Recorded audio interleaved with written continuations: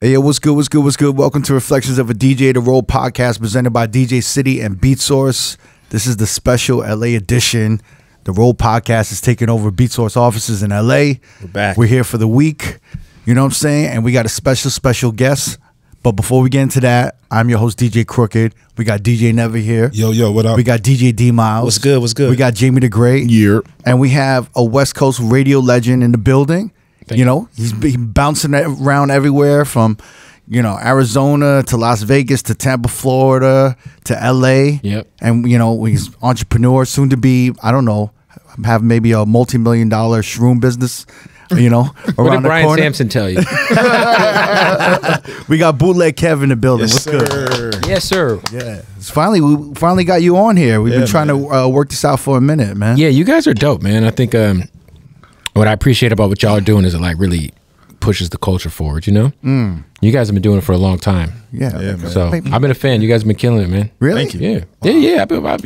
You guys been around. I feel like I first heard y'all doing this like 5 years ago, maybe. Yeah. He followed us before we had 1,000 follower count on Instagram. I remember I was like, oh shit, Bootleg Kev. Yeah, it's a dope podcast, man. And you guys are like, I'm sure there's other DJ podcasts, but I don't know of them. So you guys are doing a great job. There's a few. There's Spiders got one, but I think there was a trend where everyone was like trying to do a podcast. Well, you guys are doing it before that trend, so Yeah, a little bit for sure. Yeah, Like I think we were maybe one of the first like kind of DJ podcasts, Right. For like DJs about like exclusively like DJ shit. For sure. Yeah, For sure. Yeah, it's dope, man. You guys are killing it. That coming from you, that means a lot. For sure. It's crazy because like the followers on the R.O.A.D podcast are starting to like exceed my followers. So I like it when I create like if I can create a brand and that the brand exceeds your followers, Right. and you know you're doing something like it's kind of like a good like, oh shit, we're doing Speaking something of brands you created, whatever happened to New? Why'd you guys stop doing the clothing line in the Pause that store in shit. Vegas? Oh man. Yeah. All the gear was hard. I still got like a white security jacket with like purple font on it. Oh, that shit. I bought on sale. Oh, I never. When I lived in Vegas back in the day, I was poor as fuck, so I just waited for shit to go on sale. Black Friday, baby. So I'd be like, yo, what, New's got a sale. They got that rack with 20 T-shirts or whatever. The Had fuck. to get rid of it, man. Yeah. I think I did like 10 years, but it was like a hard 10 years. It was like pause. It was like Right. it was just 18 hours a day juggling Hey man, DJing and big deal everything. in Vegas though. Yeah. That was like It a, was, yeah, it was. it was like you guys in that weird shop in Mandalay Bay. The Sweet Sweet 360. sneaker- Sweet 160. Yeah. Sweet 160, yeah. They had some weird clothes in there. They like Evil Knievel's like clothing line and shit. But they were like one of the first sneaker boutiques, shops in Vegas that had like a tier 1 account, right? Yeah. Yeah. That was the main thing. They had that one shop in Summerlin. Yeah. Yeah. And then they moved to Wasn't that the first one? I think that was so. their first Yeah. one ever, yeah. And then now it's like features just Yeah. they have like Feature 3-4 crossover, undefeated. Yeah. There's a few. Yeah, there's a few out there now. Swish, my boy Swish just opened out there. Swish Studios just opened in Fashion Show. Oh, no way. Yeah. Oh shit, but what's that other the Culture Kings? Yeah. Oh, Culture Kings. is Oh, up They're there. over there. Necessities. Urban Necessities. Everybody's got a fucking sneaker store in Vegas Yeah. now. It used to not be like that. Yeah, you were not only undefeated. Very few. Yeah, Undefeated was a move, man. Shout out to Undefeated. They were kind of only early, too. I think they moved out there 07. 07, 08. Yeah, I used to. Yeah, my guy Cam used to work there. Shout out to my guy Sean Rose too. Yeah, Yeah. So you're originally from Arizona. originally, yeah, Originally from Arizona, but you did radio everywhere. all over the place. All over. But I was in Vegas 2010 to like mid 2012, so like early, like 2.5 years. But like you focus on being a radio personality. Do you ever DJ once in a while? Oh yeah, for sure. Yeah, like when I lived in Vegas, it was kind of. It was around like the LMFAO, Lady Gaga, Pitbull era. Yeah. Like the EDM was, Yeah, EDM. was taking It over. was Right. like late 2000s. So like that time, I was like doing like Koi in Planet Hollywood, and doing like a lot of like shit like that. Like I never really, honestly, like politicked enough or gave a fuck enough to kind of get in the mix. But like really for like on the DJing side, yeah, I've been DJing, but I DJ like the hood spots. You know what I'm saying? So like when I was living in Tampa, you know, I had like 4 or 5 nights a week, but you know, I kind of do what I do. You know what I'm saying? Like I kind of have never really tried to like play the DJ game But you've always wanted to be on radio. That's your shit, right? Yeah, but I also did the, you know, I mean, I still do the club thing, you know, but like, you know, for example, like living in LA, you know, it's like some of this DJ culture, it just kind of turns me off because I'll be in LA and I'll be like, okay, we're in LA. So when I first moved out here, I moved out here in 2017. Then I found out what you would get paid to DJ out here. And I was like, really? In LA? It's pretty And sad. so once I found out how much like a lot of these LA DJs will get paid, Like what's the like figure? $500 or something, right? Right. Like to do like Playhouse or something, right? And that's a top tier club. Right. So I'm like, you know what? Wait, they were paying motherfuckers $500 at Playhouse? Yeah. Yeah. Wow. Yeah. So like I just didn't think it was like worth my time to like worry about like, you know, networking with promoters and DJing too much, where I could go to San Diego and do like Flux and make like $1,500 Right. for 2 hours and not worry about like all the like, you know, just LA shit, you know? Or I could go back home to Scottsdale and make $1,500 for 2 hours. So it's like, you know, for me, it was like working smarter, not harder. And like, Yeah. I just don't care about like, this, you know what it is. It's a cool guys club. It's a lot of 45-year-old motherfuckers, you know, they've been hanging out for the last 20 years together, eating sushi, the gatekeepers, you know what I mean? You have Yeah, that's so Buying sneakers together and cool toys and shit. That's just not for me, you know? very like, specific. you had Flux when it became a hood spot, because in the beginning they were like kind of EDM. Yeah, so shout out to my guy Jamie Stacks. He still owns F6 out there. So I was doing F6 and Flux, like kind of like back to back when I'd go out there. But yeah, F6 been around forever too. yeah, that's Good crazy. spot. Shout out to Jamie because you know, F6 has kind of outlasted everybody, and that's kind of like known as like a more hood spot. But yeah, for me, like you know, I'm just so just like the DJ politics it's just a world I just don't care. Yeah, but you know what? You're on radio. Like the politics. Yeah, but that shit with also doesn't is- matter anymore, to be honest. What, the politics? No, radio. Oh, no. You talking about radio politics? Oh, Yeah. for sure. Yeah, it's thick. So for me, it's like, okay, I'm already too dealing much, with yeah. radio It's politics. too much, yeah. I don't want to go deal with like the old guy DJ politics of LA. You know what I mean? Because we had like a rule after like we had like a bunch of radio DJs on, Right. and when we had a rule, there's just we can't get like a straight answer. Well, because they're all full of shit. Well, I mean, they don't want to talk like you know. Because they're all fucking full of shit, and they're also like, But why are you different? I don't work for anybody, Yeah. so I just don't give a fuck. I mean, listen. all due respect to all the radio guys, but like, yeah, I don't know, man. You know. But you got to clarify what you mean. Let me that say you this don't about work for you nobody. guys, right? Yeah. So what I appreciate about you guys is I think a lot of people in general are very self-centered in their journey in this music business. Even if you're a radio DJ, a club DJ, whatever, right? Right. Like there's not a lot there's not a lot of shit. Like to me, you guys starting this podcast was probably at the time not a very lucrative idea, right? It was like, we love this shit. We want to push the culture. So how can we push the culture like that we love? Let's put DJs on. Let's try to share game with other DJs. To me, that's like something that a lot of people don't do, right? So I think that on the radio side, it's every position is like dying. Like there's like mix show DJs are the first things to get cut from the budgets. Radio in general, a lot of positions are being eliminated. So like now, if you're still in radio, you're like just holding on. Like you're like not trying to help nobody out or because you're worried about yourself because this shit is a rap, low key. You know what I'm saying? So for me, I currently do a syndicated radio show. I got let go from Real 92.3 in December of 2020 for budget reasons, which a lot of people did. Shout out to everybody who's dealt with like after the pandemic. like during the pandemic. During the pandemic, yeah. A lot of people got let go. But I had started up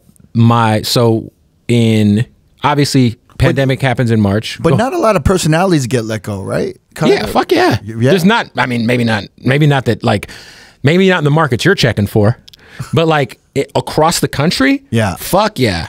Oh my God. I think there's a saying, if you haven't been in radio, if you haven't gone fired, something like that. Oh yeah, I've been fired I've been fired a lot. I want to talk about some of those. Yeah. Oh, for sure. I got the most epic quit my job story ever in Vegas at Hot 97.5. I want to hear this story because but we can get to that later. But Yeah, let's talk. Yeah. Okay, where are we at right now? I fucking lost my train of thought here. So I was saying, so I got let go in December, right? But the pandemic had started in March. We had, me and Head had started doing our show from home, right? And everything was on Zoom or Insta. There was all these trash ass Instagram live interviews. You guys probably remember. So every fucking label had every artist sitting in front of a fucking iPhone doing interviews all fucking day. And it was like the quality of content was so diluted. And I had just opened a recording studio in February of 2020. Bad timing because the pandemic happened a month later. So I decided around May to just launch my own shit podcast that was separate from the radio station, because I was like, well, shit, I have a studio, and at the time, iHeart had very strict rules on nobody was allowed to come into the building, so you couldn't have physical guests, right? So I was like, well, fuck, I got a studio, and I don't give a fuck. I mean, if I catch COVID, whatever, you know, I'm fucking healthy, whatever. So I was like, I'm gonna be the place in LA that don't shut down and has fucking guests, and it worked out. So I started the podcast in June, and so by December when I got let go, my podcast was already making more money than I was making at the radio station because of the YouTube and shit. Because the YouTube and the sponsorship money I had was crazy. It still is crazy. It's crazier now. Yeah, you got like 200,000 subscribers. Yeah, and that's since, I mean, yeah, and like obviously, you know, we've been building it since June 24th, I think was our first episode of 2020. But so when I got let go, I was like, it's all good. Right. I'd already had this idea to do a syndicated show. So I was like, okay, I kind of understand where the business is. The business of radio is declining, especially considering the pandemic. The first thing businesses, corporations cut is advertising dollars, and radio stations exist. They thrive through advertising, right?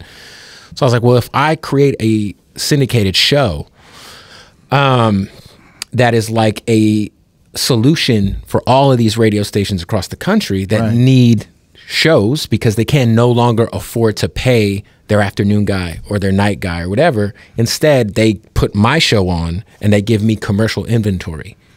And then my company I work with, United Stations, sells that inventory, and that's how I get paid. So so you're basically like, since the pandemic, you're creating your own content, you're putting up all the money, the recording, and then you're basically selling this product to all of these radio stations that don't have DJs anymore because they can't afford it. They can't so afford instead, it. right? It's so so you got to understand. So like every radio station has inventory. So inventory is not selling out anywhere anymore. So for me to come through and be like, hey guys, I need 3 minutes an hour, and you don't have to pay your night jock or your afternoon jock or your morning show, whatever. Right. Just give me 3 minutes of inventory an hour. So then it's up to me to take that and turn it into money, which is where my syndication company that I partnered with, they handle selling all of my barter. So basically, the radio station's playing music for like 55 minutes. Yeah. Or 50 minutes. Whatever or so, it is, right? probably about 50 to 48, Yeah, around 50 minutes, but they need someone to talk like right before commercials or every hour of the 50, Well, they kind of need content, right? Because at the end of the day, you know, what separates a radio station from your Spotify playlist? It's the personalities. Yeah. So they need that, and what we provide also is social media content for them. So that's another thing that these radio stations cut. And you have your whole team working to do all of this shit. So like, right. so we have, so like that's where the podcast and the radio show, one hand washes the other, because I'm doing, you know, 3 interviews a week at minimum. So every day I have content I can post on all of these radio stations' pages. Yeah. And their like their social media is hurting because a lot of these radio stations, they call them skeleton crews. It's like one dude. And it's like he's the program director, the music director. Some of them, not all of them, but like, but you know, social media teams get cut.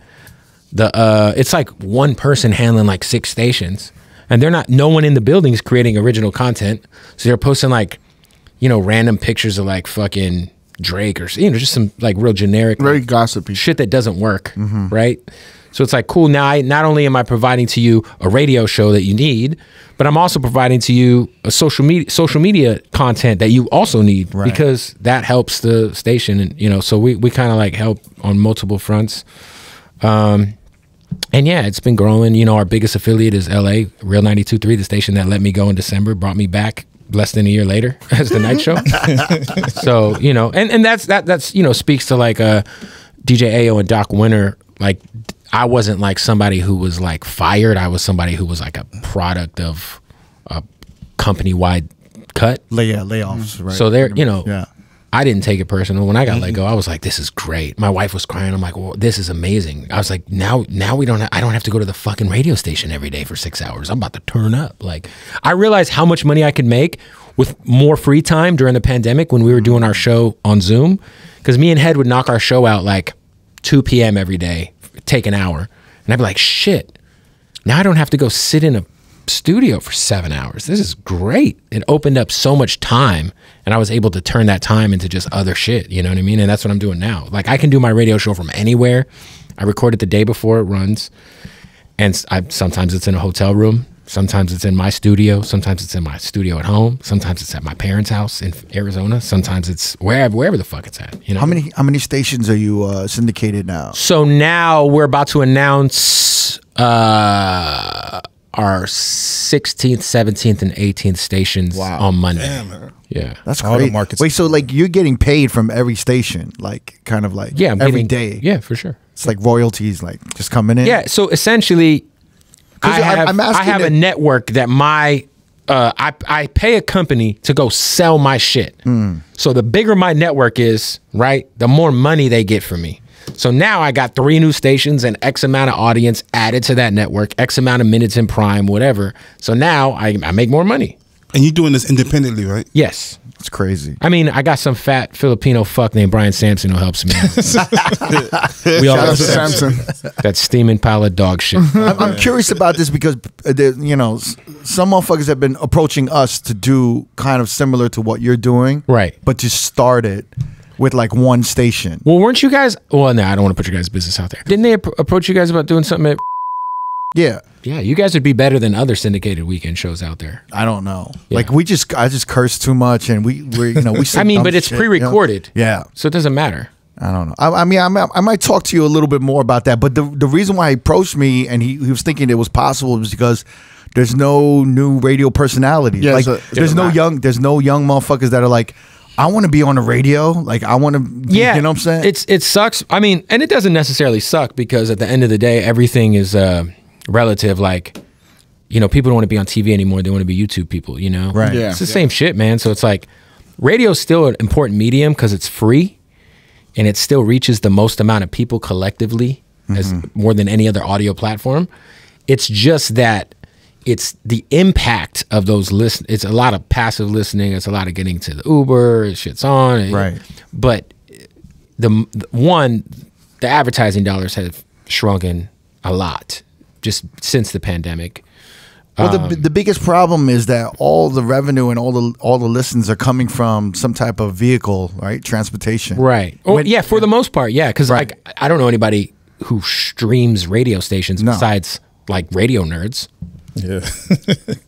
Like normal people. Yeah, I have apps and shit. No, like I'll listen to like Funk Flex or I'll listen to shit like that. But I'm like also like a fucking radio geek. So like I'm like, oh, I want to see what Flex does. Let me tune in on a Thursday night because he's fucking breaking new records and he's Funk Flex. You know, so but there's not a lot of people that are doing that. So it is still a huge medium. For me though, the business of the medium is changing drastically, which is kind of why I'm doing what I'm doing, because I'm trying to take advantage of where the business is going. How long do you think radio has? It's not going to go anywhere. I don't think it's ever going to go anywhere. I think eventually it's going to be how the UK is.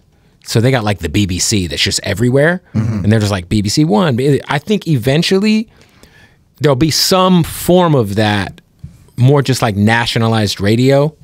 And I think it's already kind of getting there a bit, but there's always going to be a place for local radio.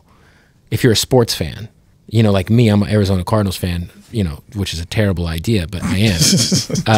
So like I listen to, I'm a Suns fan too. So I always stream Arizona Sports 98.7 in Arizona, like almost every day. If it's like some shit going on, then I'm like, oh fuck, I gotta hear what the fuck's going on. You're the only motherfucker that I've talked to in a long time that listens to, like, I don't, maybe other radio motherfuckers listen to more radio, but you're actually listening to radio. I don't listen to radio in my car besides sports talk, or if like I think Funk Flex is gonna do something cool.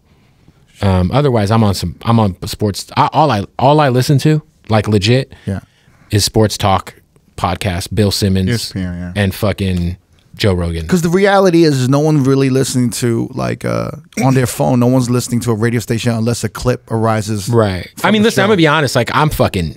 And you got a lot of clips. A lot of people are like, yo, it's so bad to the point, like I don't listen to radio like whatsoever in terms of like, I just don't listen to radio. No. You know what? I can't front. When I was in New York for the holidays, I was listening to WBLS. Really? Yeah. And it was like, that was like the best radio I've ever heard. In Legendary station. Yeah. And they was playing everything, new, old, all genres of music. Oh, for sure. They're killing it, dude. Flex is the mix show coordinator there, I think. Yeah, yes. Oh. So when I got back to Vegas, I've been listening to BLS on my on your app. phone. Yeah. Wow. See, and that's the kind. So that's the kind of shit where you're like, oh, what's the difference? And the difference is those DJs, those like the programming smarts of whoever. Yeah. It's like, oh shit, this is just something dope to throw on. And there's very few of those type of radio stations, to be honest. You know what I mean? So like, there are stations like that. You know what I mean? I remember I would come to like LA when I was like, and when I moved to Vegas in like around 2005. Right. I'd come to LA and, you know, like motherfuckers would pick me up. We roll around. I listened to the radio. It'd be way better than Vegas. It is. Well, yeah. No, see, I was gonna say it was like some of the worst music I ever heard. Oh. Like, I mean, was this recently? no, this is 2005. Well, no. Look. To be 100% honest, like there was not a lot of competition. So Power 106, Yeah. legendary radio station, great people. You always wanted to be there on Power. 100%, always, yeah, for sure. How did you never make it there? I don't know. I saw an interview you did and you talked about this. I don't know if you want to bring it up, but So I had just heard essentially, because I applied my ass off there every time there was an opening. I had people speak up for me in there. I just heard that like essentially this might not be true, so I don't want to put this on him, but I had pretty much heard like, yo, if you ain't Latino, you ain't getting hired at Power 106. Wait, you're not Mexican? No, I'm white as fuck, bro. I think you're Canelo's cousin, bro. Nah. He looks like Four Color Zach's big brother. Yeah. Yeah, so, but no, Power 106 obviously was always kind of like the standard, right? Where like I always wanted to make it to Power 106 because I'm a West Coast kid, you know what I mean? And, you know, shout out to Felly Fell and the Leakers, and at the time, well now Big Boys at the best station in LA, Real 92.3, obviously we're smoking them. But you know, you grow up and that's like kind of the goal. Yeah. It's like, I want to be on Hot 97 or Power 106. Yes. And so I think that there was definitely a period of time where Power didn't have any competition in the market. Yeah. So it was a lot of, Amen says this best. Shout to Amen. You would listen to Power 106 and there would be like what we would call like the Power 106 version of songs getting played and shit. And it'll always be like, you know, them real like corny ass like remixes that you would get off of shout out to DJ City, you know what I mean? Or wherever other fucking pool you'd be a part of. And that'd be the shit you'd hear on Power 106. It'd be like the up tempo, double time version of every fucking song getting played. Yeah. And it'd be like, dude, just play the fucking record how it's meant to be played. So then Real 92.3 comes and just shakes the whole fucking city up. Yeah. It's been 7 years since the station's been on, about to be 8. And for like I mean, dude, the ratings are really, I mean, it's bad over there.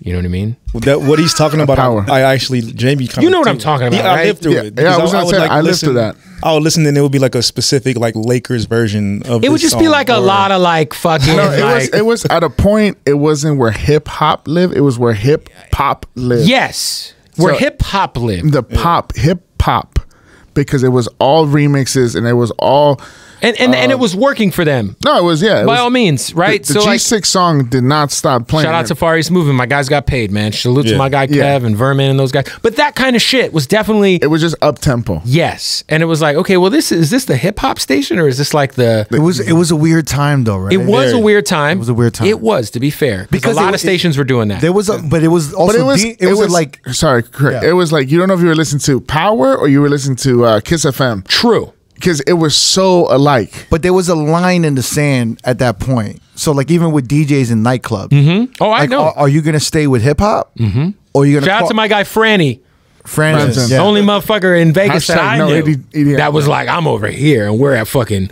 We're staying hip-hop. We're at Crown Nightclub at the Rio. Come and see us. At the Oracle drinking Long Island Ice. Or we're at Strip Hop. You know what I'm saying? No EDM. We're at Strip Hop being witnesses to a murder. Strip hop was serious. Yeah, but it's Strip true. Hop was crazy. It's like at that time with DJs, with the open format or hip-hop DJs at that time, they had to decide if they were going to be an EDM DJ and start using CDJs. Especially in Vegas. Yeah.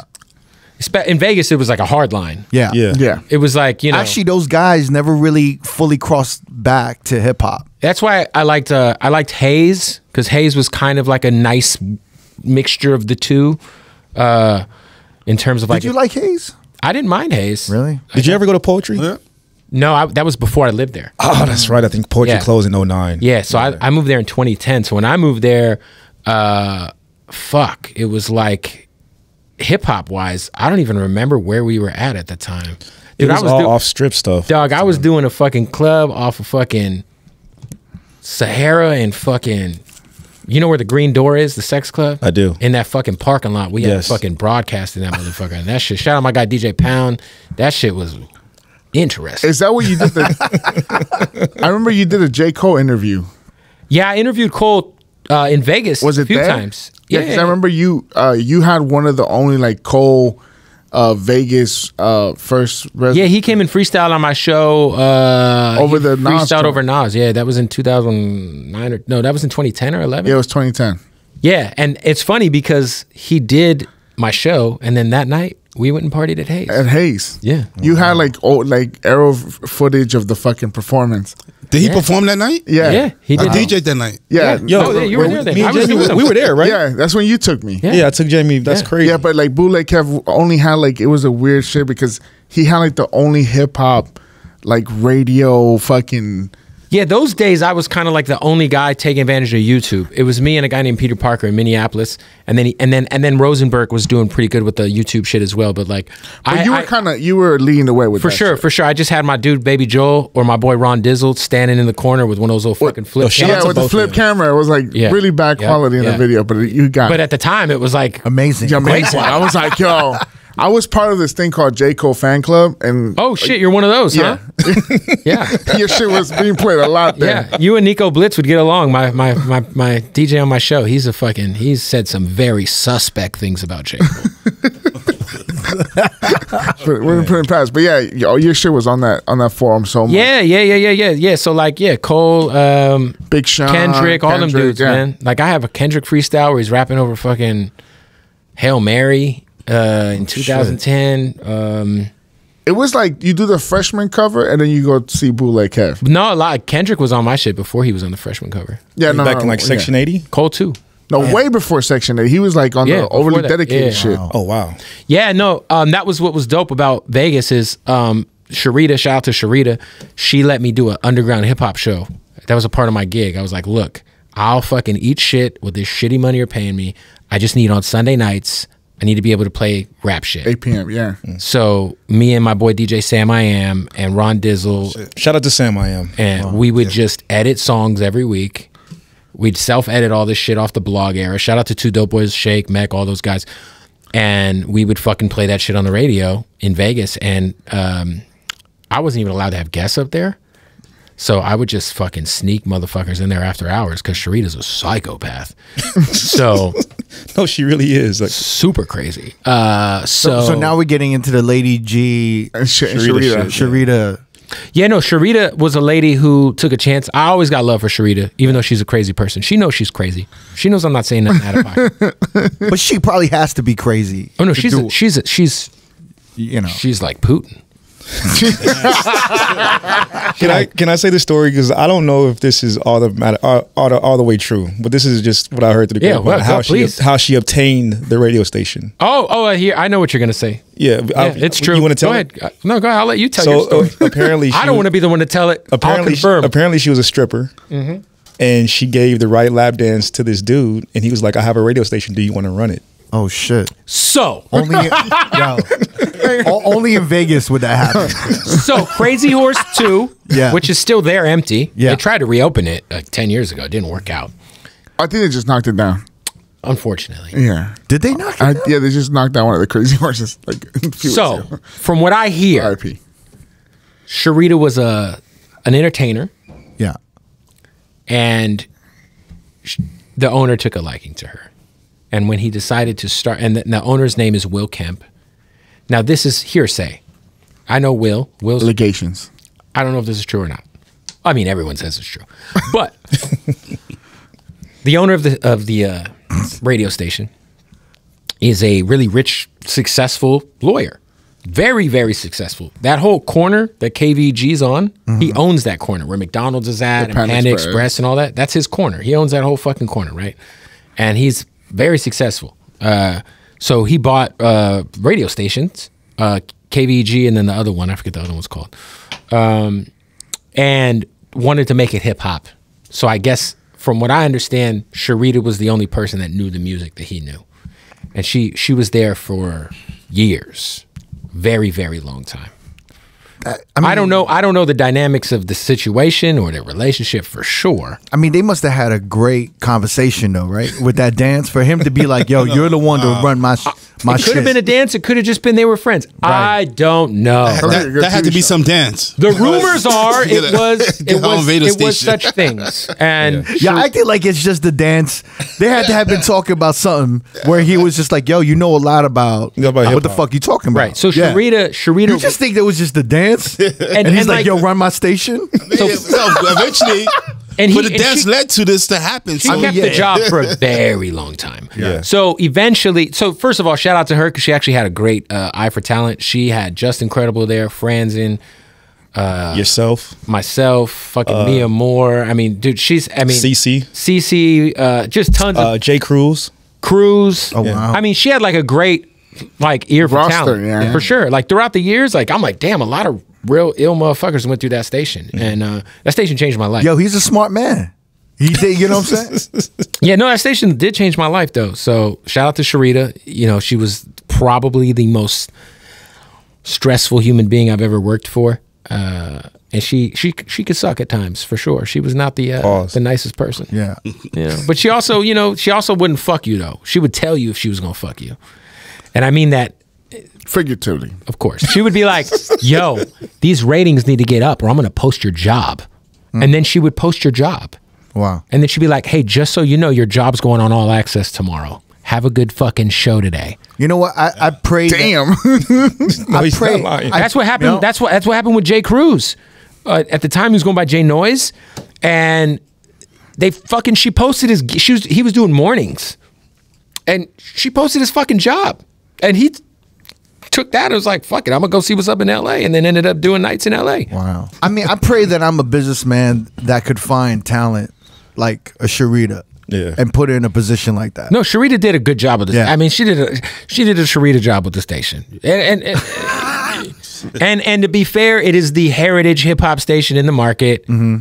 It was for a very long time like the cool station in Vegas. So it was a very interesting place, though, man. That was a wild place, bro. There was bullet holes in the double glass. They're probably still there. Wait, what? Yeah.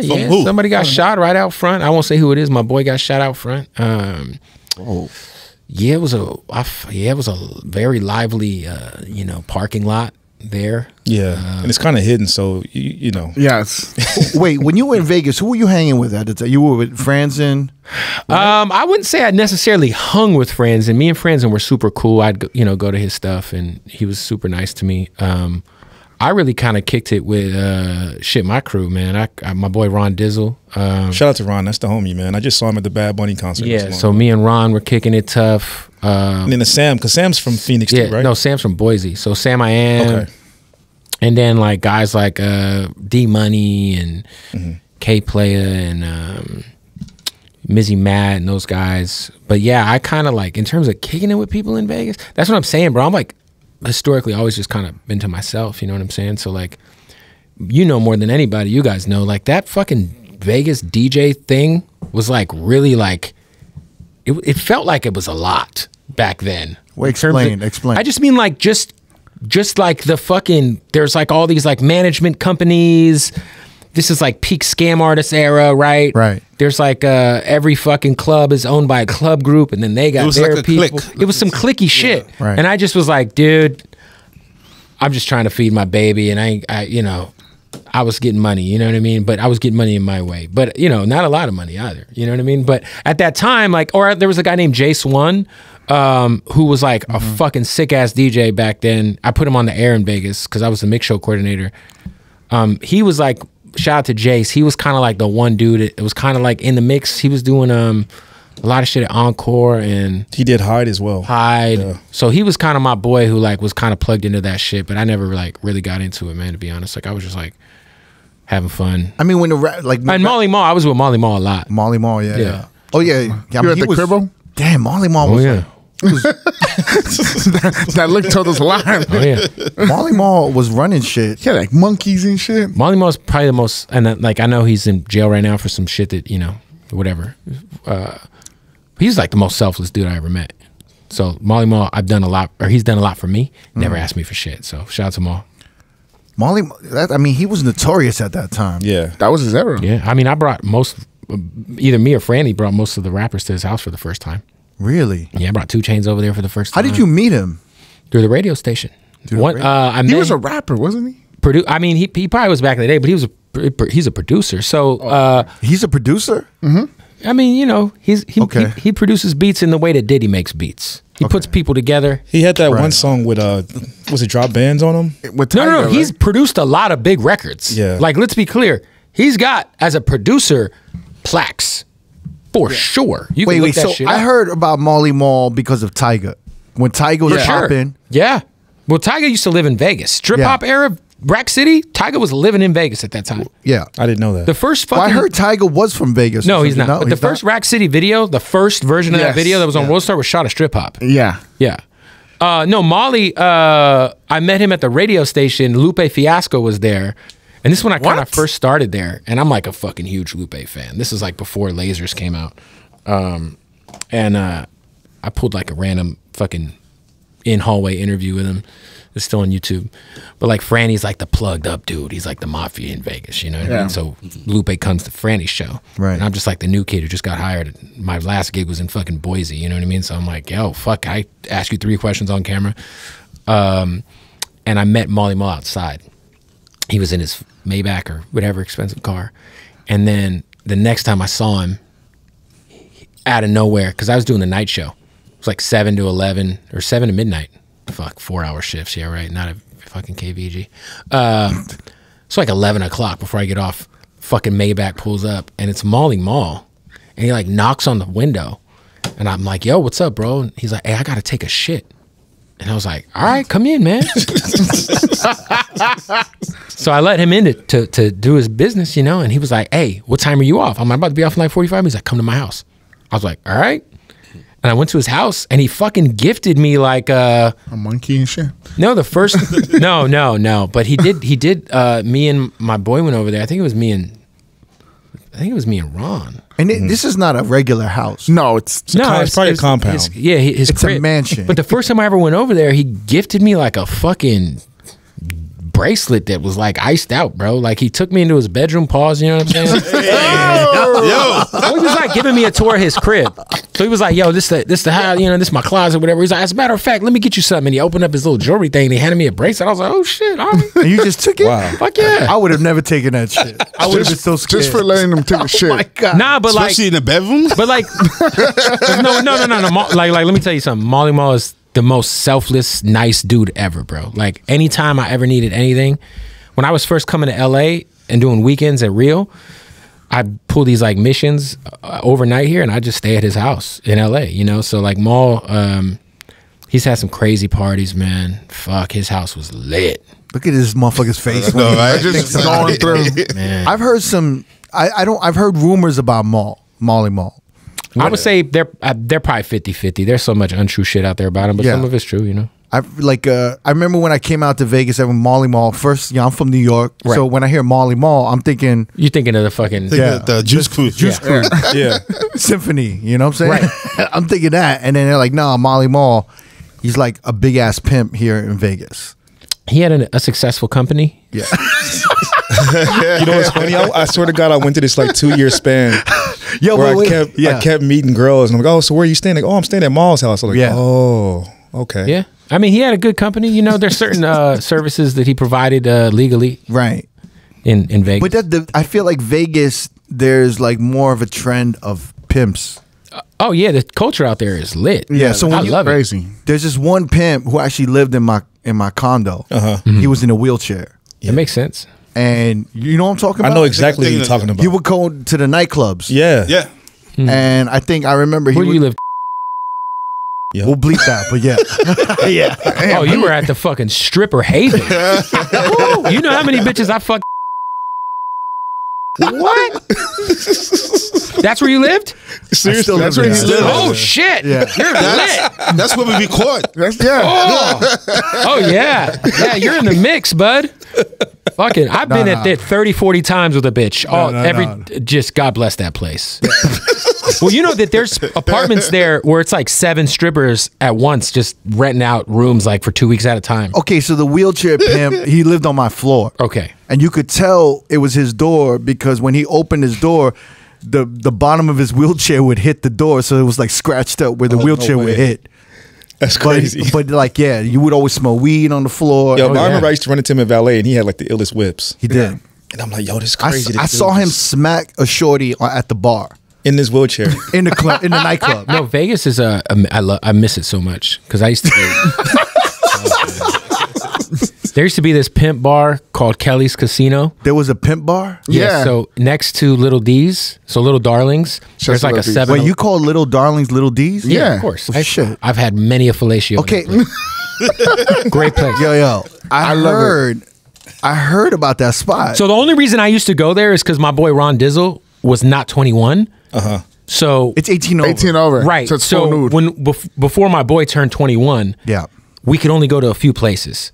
So we would go to Little D's. I heard that's a low-key a brothel, though. I don't know if it is, because when I was there, it wasn't. I was just pulling bitches out of there. Okay. But it might be now. But at the time, I had some good times there. Yeah, shouts to Little D's. There's a waitress or two there and a couple dancers. Little D's though. But there's a pimp bar. Well, it's not there anymore. But it used to be called Kelly's Casino. And it was like in the parking lot next door and they wouldn't ID you. So we would go in there and you'd stand in this little duct taped box in front of the door and they buzz you in. No way. And so you get buzzed in and it's just a fucking dive bar full of pimps and hoes.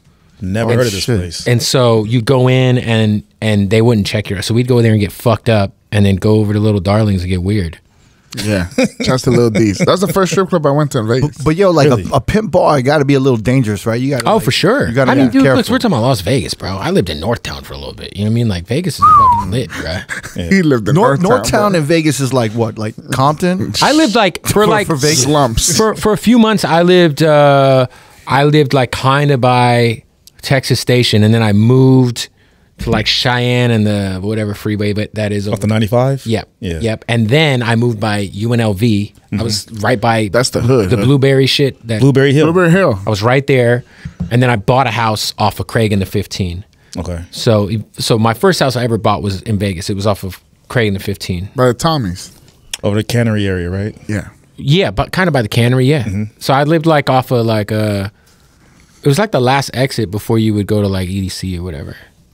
So, but yeah, no, shout out to Vegas. I loved it there. But yeah, no, the pimp culture there's fly. But Kelly's Casino, fucking ill spot, bro. It's not there. It's not there anymore. Nah, but you couldn't just walk in. You had to get buzzed in. Because they were, bro, I'm telling you, you go in and it's just pimps and hoes. When was the last time you were there? Probably 2011. Oh, it's a little while ago. Yeah. I don't see as many pimps out as much as I do. Well, because they're digital, man. Digital pimping, bro. Oh, shit. Why would I fucking show up and put myself out there if I got a bitch on OnlyFans giving me half? Yeah. Is that how it's respectfully? Of course. We were saying. I said Andrew Tate shit. I had this theory that because I go to the strip clubs with the homies like after work or whatever, but I don't see the same caliber of women. No, that is true. Actually, you think that has a lot to do with like the OnlyFans? I do think that is the case because there are certain places in Vegas, high caliber establishments that I've been to recently, and historically I'd go there and I'd be like, the most beautiful women on the face of the earth are walking around here naked. And now I'm like, it's all right in here. You know what I mean? So it's a little different now. Yeah. This is a Tuesday here. It's a little different now. Yeah. Cause like, dude, in the heyday of like certain places out there, you'd go into some of these Vegas strip clubs and you would just be like, what planet is this? Right. Yeah. From Thursday to like Saturday night. I just like grab these girls and I just be like, what? Why are you here? he was simping. No, never simp. Never. What led you down this path? Yeah. No, I enjoy. You could do better than this. There's something about strip clubs I enjoy. I like eating hot wings. I like relaxing. Yeah, kind of my thing. It's like, why would I go to a fucking nightclub if I can go eat wings and like a naked woman? Yeah. But yeah, the Vegas like strip clubs have. I mean, I don't know, you know. And then like, you know, I went to Crazy Horse 3 not too long ago, and it was just meh. You know, the Rhino's still the Rhino. It's like the fucking you know, it's like the Cowboys, you know, the Yankees, you know. But yeah, I think everything's different because it's like now the strip clubs on the internet. They're not 24 hours no more. Like, you know, even Rhino closes at like 5 a.m. Really? 8 a.m. Post-pandemic. Yeah. See, I didn't know that. CH3, Crazy Horse 3 is the only spot that stays open 24. Right. Yeah, back in the day, it was like Rhino, Sapphire. If you wanted to get super sketched out, you'd go to like Palomino. Yeah. Sketchy. I've never been to Palomino. Chicas Bonitas. Cheetahs? Yeah, Cheetahs. Wait, Chicas Bonitas I've never been to either. That's his... I had some good times at the Hustler Club. Hustler Club was fun. Yeah. Really? Yeah, man. But this was when it first opened. Yeah. They used to have some cool-ass like rooftop parties there. But that was like when it first opened. I haven't been to Hustler Club in 12 years, bro. I couldn't tell you. Yo, it's just like this the Vegas strip club scene is very, very different now. Yeah. It's really, really different. For sure, yeah. But it's definitely, you know, it's still kind of like, you know, it's, I mean, to me, if I'm going to Vegas, I would rather call the back of one of these business cards and get a free fucking limo to pick me and my boys up and take me to the back of the Rhino than go deal with some bullshit at Hakkasan. Personally, just me. Not mad at that. So you're saying everything's digital now? I mean, I'm not saying. I'm saying it seems to be maybe that his hypothesis has some, you know, some truth to it. If you really think about, you know, a lot of girls are now on the internet. Yeah. So maybe that's why the talent pool has, you know, maybe lowered a bit. Good observation, dude. Yeah. Great observation. So I want to talk to you about a couple of things. Yeah. We were kind of researching you and we were like discussing some shit. Right. And we were curious to hear about when you got like robbed and shit. Yeah. Fuck, that was middle of the pandemic. Because we didn't hear anything really much after that. Yeah. So what happened was I had just it's crazy because I have an artist I manage named Alexis, and we were about to go open a joint bank account at the B of A in Burbank, right? And at that same time, I had just picked up like $15,000 in cash. One of my other artists, I got a publishing deal for, thought it'd be funny to like pay me my cut in cash just to be funny.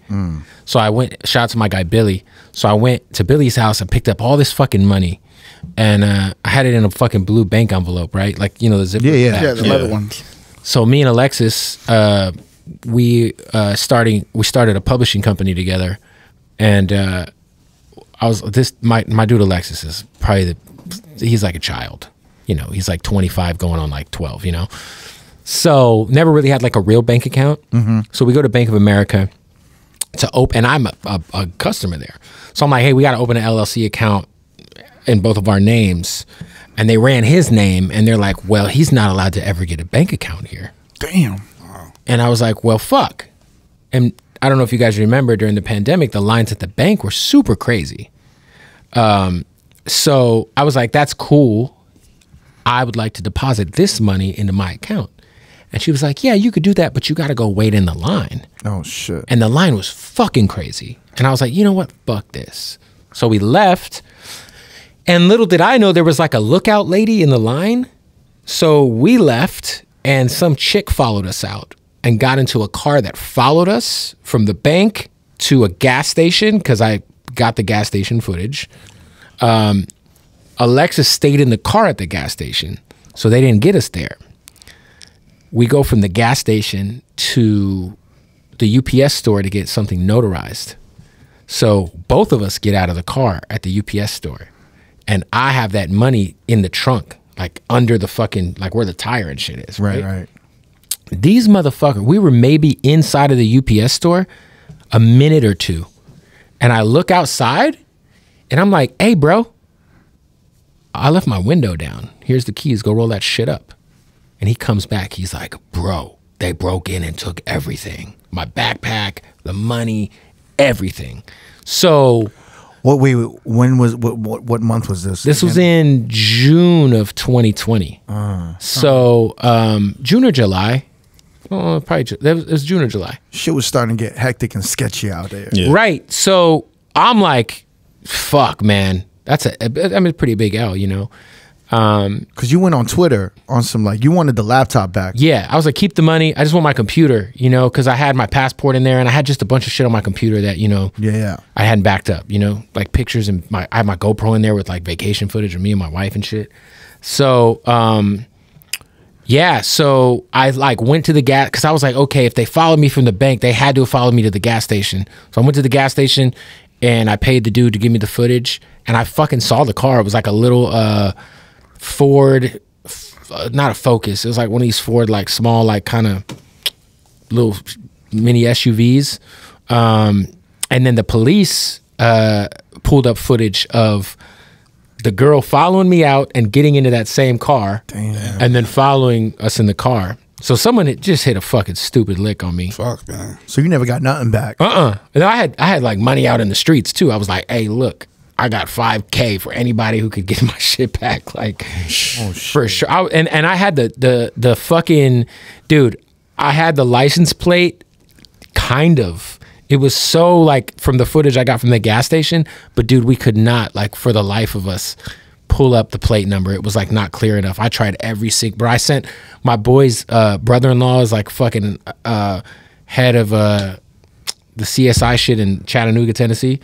So we had like actually found that, because while they were waiting on us at the gas station, they threw McDonald's out the window. So I went and got the McDonald's back. And I overnighted that shit to Tennessee. Trying to get some fingerprints? Yeah. I was like, bro, because I was like, bro, I'm going to find out where these motherfuckers live. And, you know, whatever, they hit a lick. A lot of people got hit, you know, during the pandemic. But that shit fucks with you, right? No, that shit.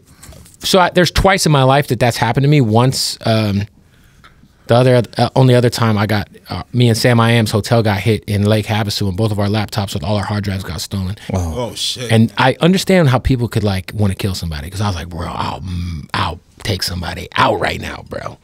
Like, shit. Honestly, that shit hurt more because I was like a lot more poor then. And like I had none of my fucking music. A lot more poor. You know, I lost a Noriega interview, like a bunch of shit. Oh, damn. Damn, man. But yeah, no, it definitely sucked. Yeah, that shit was terrible. But you got to move different to LA right now. Yeah, right? And that's the other thing is like. What car were you driving? A Chrysler 300. Oh. Nothing crazy. But the other thing is like. Baby Maybach. Yeah. Yeah, the fucking, the dope dealer fucking, the high level weed car from 2010. But no, yeah, definitely like, and that's my bad too, because, you know, at the time, dude, you know, I love Burbank because it's kind of like its own little fucking ecosystem. Yeah. Mm-hmm. And I don't really, at the time, I just kept my guard down in Burbank all the time. Because the police is always on top of shit. They're always around. And like it's Burbank, like it's like baby Beverly Hills on the low. Right. And so I didn't like, yeah, now I'm fucking on, bro. Yes. Now I definitely move differently for sure. LA's different right now though. Yeah. And like, I don't move around with cash like that. Like that was just a very weird situation where I had just picked up all this fucking money, and I'm not like, and my dude should have just gave me a check, but he was trying to be funny, you know? And he was like, yeah, I paid you in all cash, Kev, you know? I'm like, dude. I didn't care at the time before I got robbed, but then I got robbed, and it fucking sucked for sure. When that happened, did you call WAC 100? Just to figure out? That's not everybody. Right? I called Big U. I called WAC. I called I called my Armenian people. I called everybody. Armenian was damn. So you was serious. You had people. Oh, I called everybody. Every single person. Who was your first call? WAC 100. Yeah. So wait, how did you get tight with WAC 100? Me and WAC been tight since like probably 2012. Yeah. Just through game, and then WAC had a lot to do with me actually getting hired in LA. I heard that. Yeah. So WAC. He brought you back from Tampa. Were you? No, I was in Tampa, and while I was there, I was trying to get hired in LA. Real 92.3 got announced, and I was like, "Fuck, how do I get hired at this station?" And Tampa was great. Shout out to Tampa, but I want to be in LA. So yeah, I was just I sent my air check to everybody. Charlemagne also had a lot to do with me getting hired or getting on the radar. Oh, you're tight with Charlemagne too? For sure. Charlemagne is like... Wait, how did y'all come up with that? 2010. Me and him been locked in since 2010. He was just a fan of what I was doing in Vegas. He would watch my interviews and shit. Oh, shit. Oh, damn. Yeah. There was pre-Breakfast Club. Yeah, when he was in Philly. Yeah. Wow. But Charlemagne has been like another guy who's just the most giving, great guy ever. He always throws lobs. He's always giving game. I mean, I brought him to Arizona to host my birthday, and like that's my brother. Like, shout out to Charlemagne. You know what I mean? But no, WAC definitely he called me at dinner with Doc Winter before R.O.A.D launched, and he's like, "Hey, I'm at dinner with Doc Winter. Say hello." And I was like, "What's up?" He's like, "Hey, I'm telling him he needs to hire you. I'll call you back." And I was like, "All right." And so shout out to WAC, man. I got love for WAC. You know what I mean? I know a lot of people have their opinion about WAC. I know him to be a great dude. He's one of the smartest minds I know in the whole music industry, in business in general. Like, WAC is very sharp. So shout out to WAC. Yeah, I got love for WAC. I got love for Big U too. That's the other guy who I've been down with about the same amount of time. And I know they're not seeing eye to eye right now, which is unfortunate. But Big U's another guy who has always just been solid, man. You know, I love the whole underworld of hip hop, like the for me, like, is that just a part of being a part of hip hop radio and having to no, I think like, and I think that's maybe what sets me apart from a lot of guys is like, throughout my life, I've definitely been in a lot of hairy situations side by side with some people. You know what I mean? In terms of like non-industry shit. So it's like, I would say that there's always an element of that, especially in a city like LA maybe, but like everywhere else, not really. But like, you got to understand, in Vegas, dude, I was at Molly Mall's house all the fucking time. Bro. Yeah. Like, all the people I fucked with in Vegas were like the people to fuck with in Vegas. You know what I'm saying? I don't know what you're saying. Maybe it comes with like being the guy who, would play like local hip hop on the air. Yeah. And just kind of it's just kind of like how I grew up too. Like, I grew up with a lot of that element in my life as a kid, How so? What do you mean? Just like all my cousins are in prison. I got one cousin who's doing life, who runs I don't know what he's doing for the Mexican Mafia now, but at a certain point in time, he ran the Mexican Mafia in the Arizona prisons. Another cousin of mine, R.I.P. Aaron, ran the Aryan Nation in Arizona prisons. They were fully related, grew up together, warring with each other in prison at the same time. I got fucking dude, like my aunts and uncles. I got family in the Hells Angels. Fucking wait, where the fuck did you grow up? In Phoenix, but Sunny Slope. But what was going? Is that like the hood in Phoenix? Yeah, Sunny Slope. Yeah. Oh, what's that like? Was it? It's just a fucking. Was it just gangs and shit? Nah, not even gangs, bro. Just like drugs and shit. Is it majority Latino? Well, where I grew up, it was like Latin and white trash hood. So like where I grew up, like there was just a lot of like very like interesting elements. Like where I lived in a house on 13th Avenue in Vogel, and across the street from that house was like a 8-plex, and that shit was active. Like, me and my grandma would sit on the porch, and like once a week there'd be a raid, and we would just be eating cereal, watching the raid. That's fucking cool. Because they'd be like used to it. Well, there'd be like one apartment was like for sure a crack house. There was a coyote house over there. There was hella prostitutes in and out of that fucking. There were streetwalkers in front of my house all the fucking time when I was a kid. It was hilarious because me and my best friend Ramses, we would hide out on the roof of my house across the street with those laser pointers that were popping back then. Yeah. And we would just fucking we would just fucking point laser pointers at hookers and crackheads and just fuck with them. So they thought it was like a red dot. Dude, it was the best. It was the best. Like, some of my favorite memories are fucking with crackheads and prostitutes in Sunny Slope. Like, as a kid. Like, we would egg them and shit. Like, there'd be prostitutes, like, walking, and we'd steal my mom's car, and my cousin Matt would be driving, and we'd fucking buy a bunch of eggs and egg hookers and shit. Almost got killed by a pimp once. Oh shit! Almost got killed by a pimp. Chased us down, yeah, because we egged his bitch. So you just grew up around all this shit. We egged this bitch? Yeah. Yeah, for sure, yeah. Yeah. Was your family kind of like a... Yeah, like, like, my mom and dad were always, like, pretty honest. Like, my dad just worked real hard. Like, he worked for the city. Same with my mom. But my cousins and my uncles and my aunt turned up. Like, you know, like, I had my Aunt Wendy, who I grew up, she was selling drugs, and she had like the tweaker house. So her and my uncle used to be meth the fuck out. They'd have hundreds of... Back in the day, if you were a tweaker, they call a meth person who does meth a tweaker. They would always just have bikes, like bike parts, just bikes everywhere. Because they were stealing from being trained up. There's a whole apartment full of bikes, dude. And my uncle like bicycles. Yeah, my uncle be in there tweaked out, putting bikes together and selling them and shit. And then yeah, because they would steal like the wheels from one place and the body. And then like my mom and dad's best friends at the time, rest in peace, my Aunt Renee just passed away. My Uncle Scott's in jail right now, that psychopath. But I used to go over there because my cousin Matt was like one of my best friends growing up. And dude, the fact, I used to think back like, damn, the fact my parents would let me spend the night at this fucking house is crazy. But like, dude, my Aunt Renee and Uncle Scott were like legitimate heroin addicts, like legitimate shooting up in front of everybody, burnt, like if I were to get cereal, every spoon was burnt at their fucking house. Holy shit. It was crazy. That's not even sanitary. It's fucked up. So like, I'd like sleep over there sometimes, and for the most part, they'd sleep over at my house because I had the safe house, but every once in a while, I'd go sleep at their house, and I'd just be thinking like, fuck, I remember just seeing this shit. Like, my Uncle Scott used to like be fucking damn near overdosed, or if he was mething out, he'd be like picking his face because he thought bugs was in his face and shit. Yeah, I grew up around some fucking crazy shit, bro.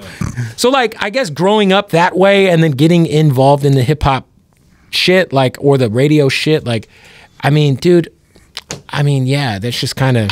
It didn't really faze you. It didn't, yeah, you know. Are you comfortable? You know how to like, I mean, nothing's going to faze you when you see anything crazy or anything like that. You're pretty chill with everything. Unless someone like, nah, I mean, I've seen someone get shot. Because fam, like, we've been in Vegas a long time. We never hung out no pimp bars and shit like that and all that. Yeah, maybe he saw... You guys never went to strip hop? I went to strip hop. What was that? No. Strip hop across the street from New Orleans? It was a strip club. Never went there. Well, somebody got their lit. fucking head blown off there and had to close. Yeah, I Yo, wouldn't be Nipsey there. even talks about it. Nipsey talks about it on reason Victory why I Lap. never made it there. Oh, that's the one where he escaped with On Last Floyd Time and I 50 checked, Cent. Yeah, dude, listen, man, Wow. strip hop was fucking tight. Where was it? Where was it at? Mizzy Matt was DJing there. Franny was DJing there. It was a D-Money fucking used to be cross there the too, street. right? It was across the street from the Orleans. It's by your where your Bank of It's a America's strip at. club now. No, Seamless? It was Seamless, right? No. No. It was like a little Wasn't hole in the wall, right? No, it wasn't a hole in the wall. Oh, then maybe it was It was- seamless. It was on Hooker Lane. It's right across from the Orleans, bro. Yeah, that's it's by seamless. your That's bank. seamless. On that side street. Like by Yeah. Tropicana. Arville, right? It's Arville. Oh, yeah, Tropical. By the Panda Express Cricket. Yeah. Bank but of America's right. It's a Home right. Depot there.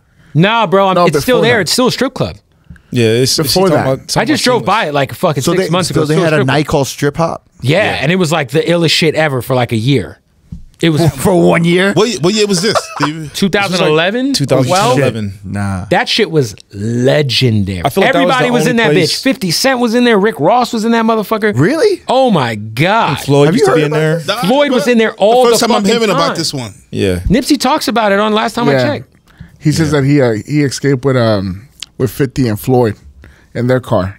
Yeah, it was like a Dude, shootout. strip hop was stomp. crazy. It was probably like right when poetry closed. There was Nah, nowhere it was else you after could- that. It was a while because it opened. There was nowhere else you can go to listen to hip hop. Well, I was living in Vegas for a while, and then it opened. So it was probably like, It was like late 2012. 2010, Yeah. early 2011. It was fire. Dude, every rapper and their fucking mom was in there. But it was also like the underbelly of like Vegas was in that motherfucker. So it was active. Of course, you're there. Yeah, Dude, it was great. he's the only white guy in there. No, it was bro. It was like a dope spot. Yeah. Dude, yeah, strip. I'm kind of disappointed in myself that I've never. Yeah, Franny really popped that shit off, man. Yeah. Yeah, that was like all Franny. Franny had that shit yanking. He had everybody in that. Dude, I got so much respect for Franz and for just being like the face of hip hop. For me, he's like the Funk Flex of the West Coast. For me, I agree. Yeah. No, I love Franny. Franny's somebody who kind of always like stood on his shit. Yeah. And then when he got like his residency at Dre's, I was like really happy because I was like, yo, this motherfucker worked. He earned it. Yeah, and I'm not sure that like Dre's is what it is today without him, you know? I actually know it's not without him. Yeah. Oh, he's still there, right? Yeah. Yeah. He still does his thing. He better be there. Yeah. Bootleg They Kev. better That's his home. give him a piece of that motherfucker. I hope he owns But at one point, he was doing like 3 nights a week, right? I thought he was doing 4. I thought he was doing Thursday, Friday, Saturday, and Sunday. I think he was doing Friday, Saturday, Yeah. Sunday. I think they get that Thursday. Yeah, I just remember we were doing Crown Nightclub at the Rio. and that shit was fire. I went to Crown on a few times. It was too. so big. It used to be, originally it was Club Rio. Bro, In that the late shit, 90s, early 2000s. Crown Nightclub, what was the name of that dude? Where's Crown Nightclub? Inside the Rio. Inside the Rio Hotel. What was that club called before in the Rio? It wasn't Voodoo? Voodoo. That's the rooftop. That's the rooftop. Yeah. Oh. Yeah. No, That's right, Crown yeah, I was forgot. It was really I guess like a concert space. Was bro, this that bef- shit was fire. Was this before or after Oracle?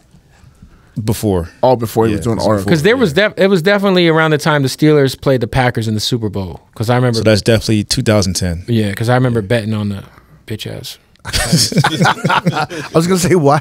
I bet on the Steelers that year and they lost. Because I was like, yo, the Crown Steelers was always lit. Like Crown they used to was- do like they I used to never do, went to Crown. No, I Bro, never that shit. Well, it's because you were, doing the other stuff. I think didn't He was hanging out with Molly they Moore. had You were Rick hanging- Ross at Crown. Yeah, one they had time. Ross. Everybody was at Crown. That shit was crazy. I remember partying with Gary Payton there once. That's to the club. Dude, I've seen him a few times. I was like, in yo, Vegas. Gary Payton's just walking around Crown, no section, nothing. Yeah. I got a picture with him at Crown. I used to host dope. that shit. Yeah, I swear the Dre's crowd now was that Crown. Like that was like the lit hip hop crowd.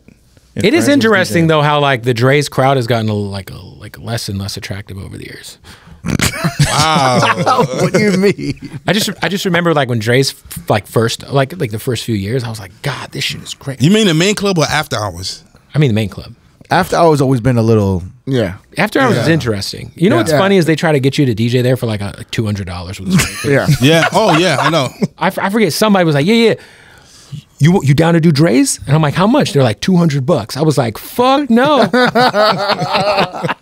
Dre's is my favorite place to go in Vegas. Just because I like The club, not the I after like the hours. club. I love the club. I love going to Dre's.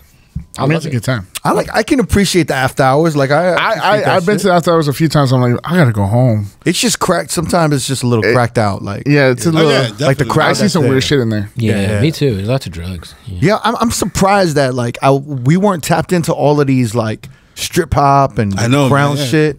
We was busy on the strip doing those the big You guys were clubs being up- superstars. Weren't you all scam artists? I was Yeah. yeah. Well, We weren't used to be. superstars though. You know, we're just grinding it out. Yeah. in these clubs. For sure. So then you were going to all of these like underground, like these hip hop spots, and then everyone just went to Molly's afterwards and shit. It was like the after. Sometimes it would just like, yeah, I mean, sometimes for sure. Were you taking like Justin Bieber like strip hop and all this shit? No, that would be that was not me. I mean, I hung out with Justin at Maul's house once, but I never took him. I don't think he ever went to strip hop. But like, if you watch the first Rack City video, the Yeah. OG one, that was shot at strip hop. Oh really? Yeah. Like the first Rack City video, there was like a World Star video and then the real video, but the World Star video was The shot at World strip Star video was crazy. hop. Yeah. Just butt naked girls. Yeah, that was at strip hop. Yeah. For sure. I'm so I'm so upset I missed out. Yeah. I missed To me, out. that's like why I love Vegas. Is because it's like just The grimy culture, shit, the yeah. culture of like Vegas. Like, fuck, it's just like you could cut it with a knife, and everyone's like, "Yo, man, it's a fucking tourist city." I'm like, "Nah, bro, you got to tap in, bro." Yeah, and about the curb up. I don't know if we had to tap in though. Yeah. Fucking motherfuckers getting their head blown off. Oh yeah, that definitely happened. Yeah, I think that's why it closed. Someone died, and Jesus. You think? it happened. That's what happened to Crown too. I think someone got shot Yeah. in the parking garage. Right? Crown, like, yeah. Yeah. And that That's was why a wrap. Vegas, but Vegas fucking is notoriously known to hate hip hop. and to be anti-hip hop. Yeah, but now they kind of have to like it because it's the #1 genre. It's like top 40 right now. Exactly. So it's like, yeah, you hate it, but like now you got to kind of have. Is it still the #1 genre? Genre in the U.S. Worldwide, it's Latin music, but in the U.S., they just did a thing on. It's #1 in the U.S. for sure. Don't you think it's weird though? Like what is your miss LMFAO truly? No, I don't. That was the worst fucking era of music. It's funny. I wanted to ask you that because you was in Vegas. Oh, I fucking hated it. Yeah. But you know what I loved? Okay, the first time I went to XS, when I first moved to Vegas, oh my God. It was like the greatest shit I've ever seen. It was like a circus. No, it was like, I couldn't believe how nice it was. Yeah. And you know that fucking song, was it Off With Their Heads? The 8-track Heads Will Roll. Heads Will Roll. Dog, that shit came on, and I was like, this is the illest shit I ever heard. And oh man, we had this, me and Sam I Am was in that motherfucker. We had this bad fucking waitress, and I remember trying to find her on fucking MySpace or some shit. She was so fucking hot. But XS, bro, was fucking fire. That's like, honestly, like, being like a new guy moving to Vegas, like going to XS, was probably like the coolest shit ever. That's how I felt about Drake's when I first moved there. Dude, fucking XS was crazy. Just, You know, Victor Dre's designed that spot. Oh, it's so nice.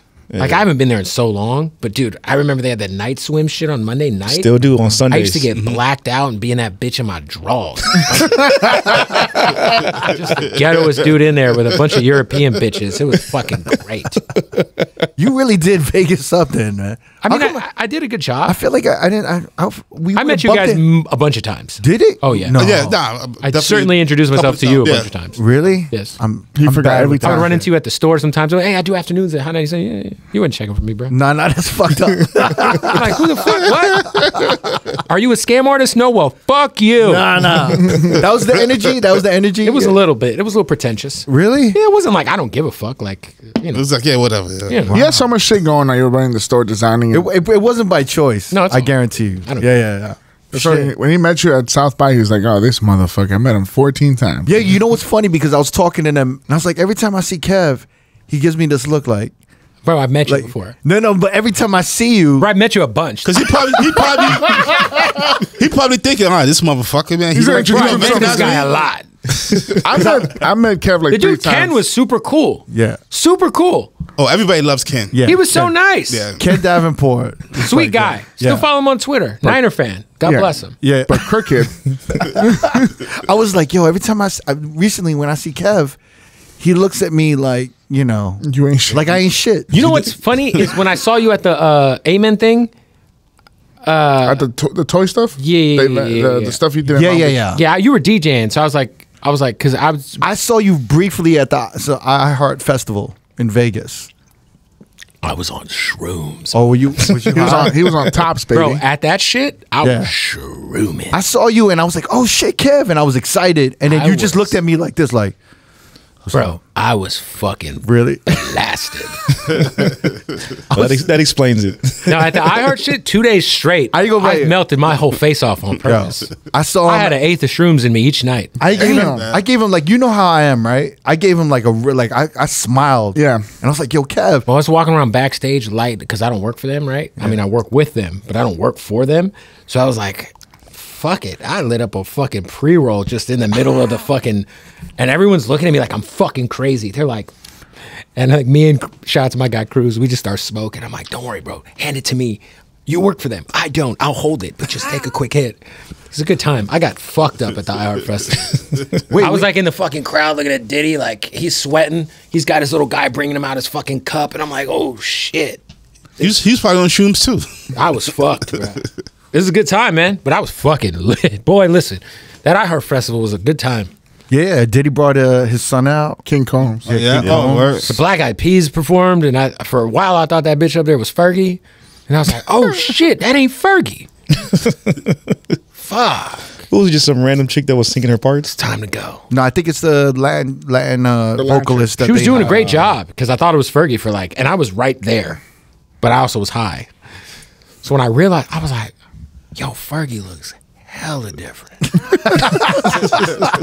And I look at me and Doc Winter are chilling. I'm like, Doc, what's up with Fergie? Am I tripping or she look different? He's like, it's not Fergie. I said, oh shit, we gotta go. Okay, because I was like, oh shit, Kev ain't. No, I was blasted, bro. I told you, I was like, I don't know if Kev fucks with us. Oh no, I was blasted. For sure. Okay. Both those nights, I was fucked. I don't even know if I went. I went out one of those nights. I don't know. Yeah, but it's a good time. Shout out to the iHeart Festival. But you don't think Crooked's not shit, right? No, you guys are nice. I like you guys. Okay. I've been following your guys' podcast for a long time. Wait, so are you still like doing the shrooms thing? You have your own company. Yeah, I mean, you know, I got a merchandising company that has mushroom themed clothes. Tops. Little mushroom sitting down. That's all I know about. Anything else out there with that logo may or may not. I don't know I don't know. Yeah, but we got clothes. Okay. Yeah. I want to ask you something because I follow you. I follow you on Instagram, Right. and you're interviewing rappers like all the time. I don't know how you keep up with all the rappers and then the music, and interviewing with them. Yeah, I think maybe rappers have to be the toughest interviews. It could ever. be. It can be for sure. For sure, it But can be. you have to kind of like finesse. I don't know. Some of them are so they don't want to open up at all, right? For sure, yeah. I feel like that when you interviewed Little Pump. Oh yeah. I felt like he was just not giving you anything, and you're like, "Well, okay." Like, Yeah, the Little Pump thing was like interesting because he came in and this is what happened. We started to do our interview and I had said something that his management didn't like. And so his management's like, what you guys don't see is his management off in the cut, like waving at him, like. And so it fucked the whole vibe up. And then I asked him if he thought J.Cole predicted his career. Yeah, the fall off. Right. And they didn't like that. He said that J.Cole predicted your fall off in your music. I didn't say that. I asked. I said, hey, looking back, did J.Cole predict your shit accurately, you know? Yeah. So then the interview goes up like as a premiere, and it said that in the headline. And so his management's like, you got to take that part out. And I was like, well, what do you mean I got to? Or what? Like, what you gonna do if I don't?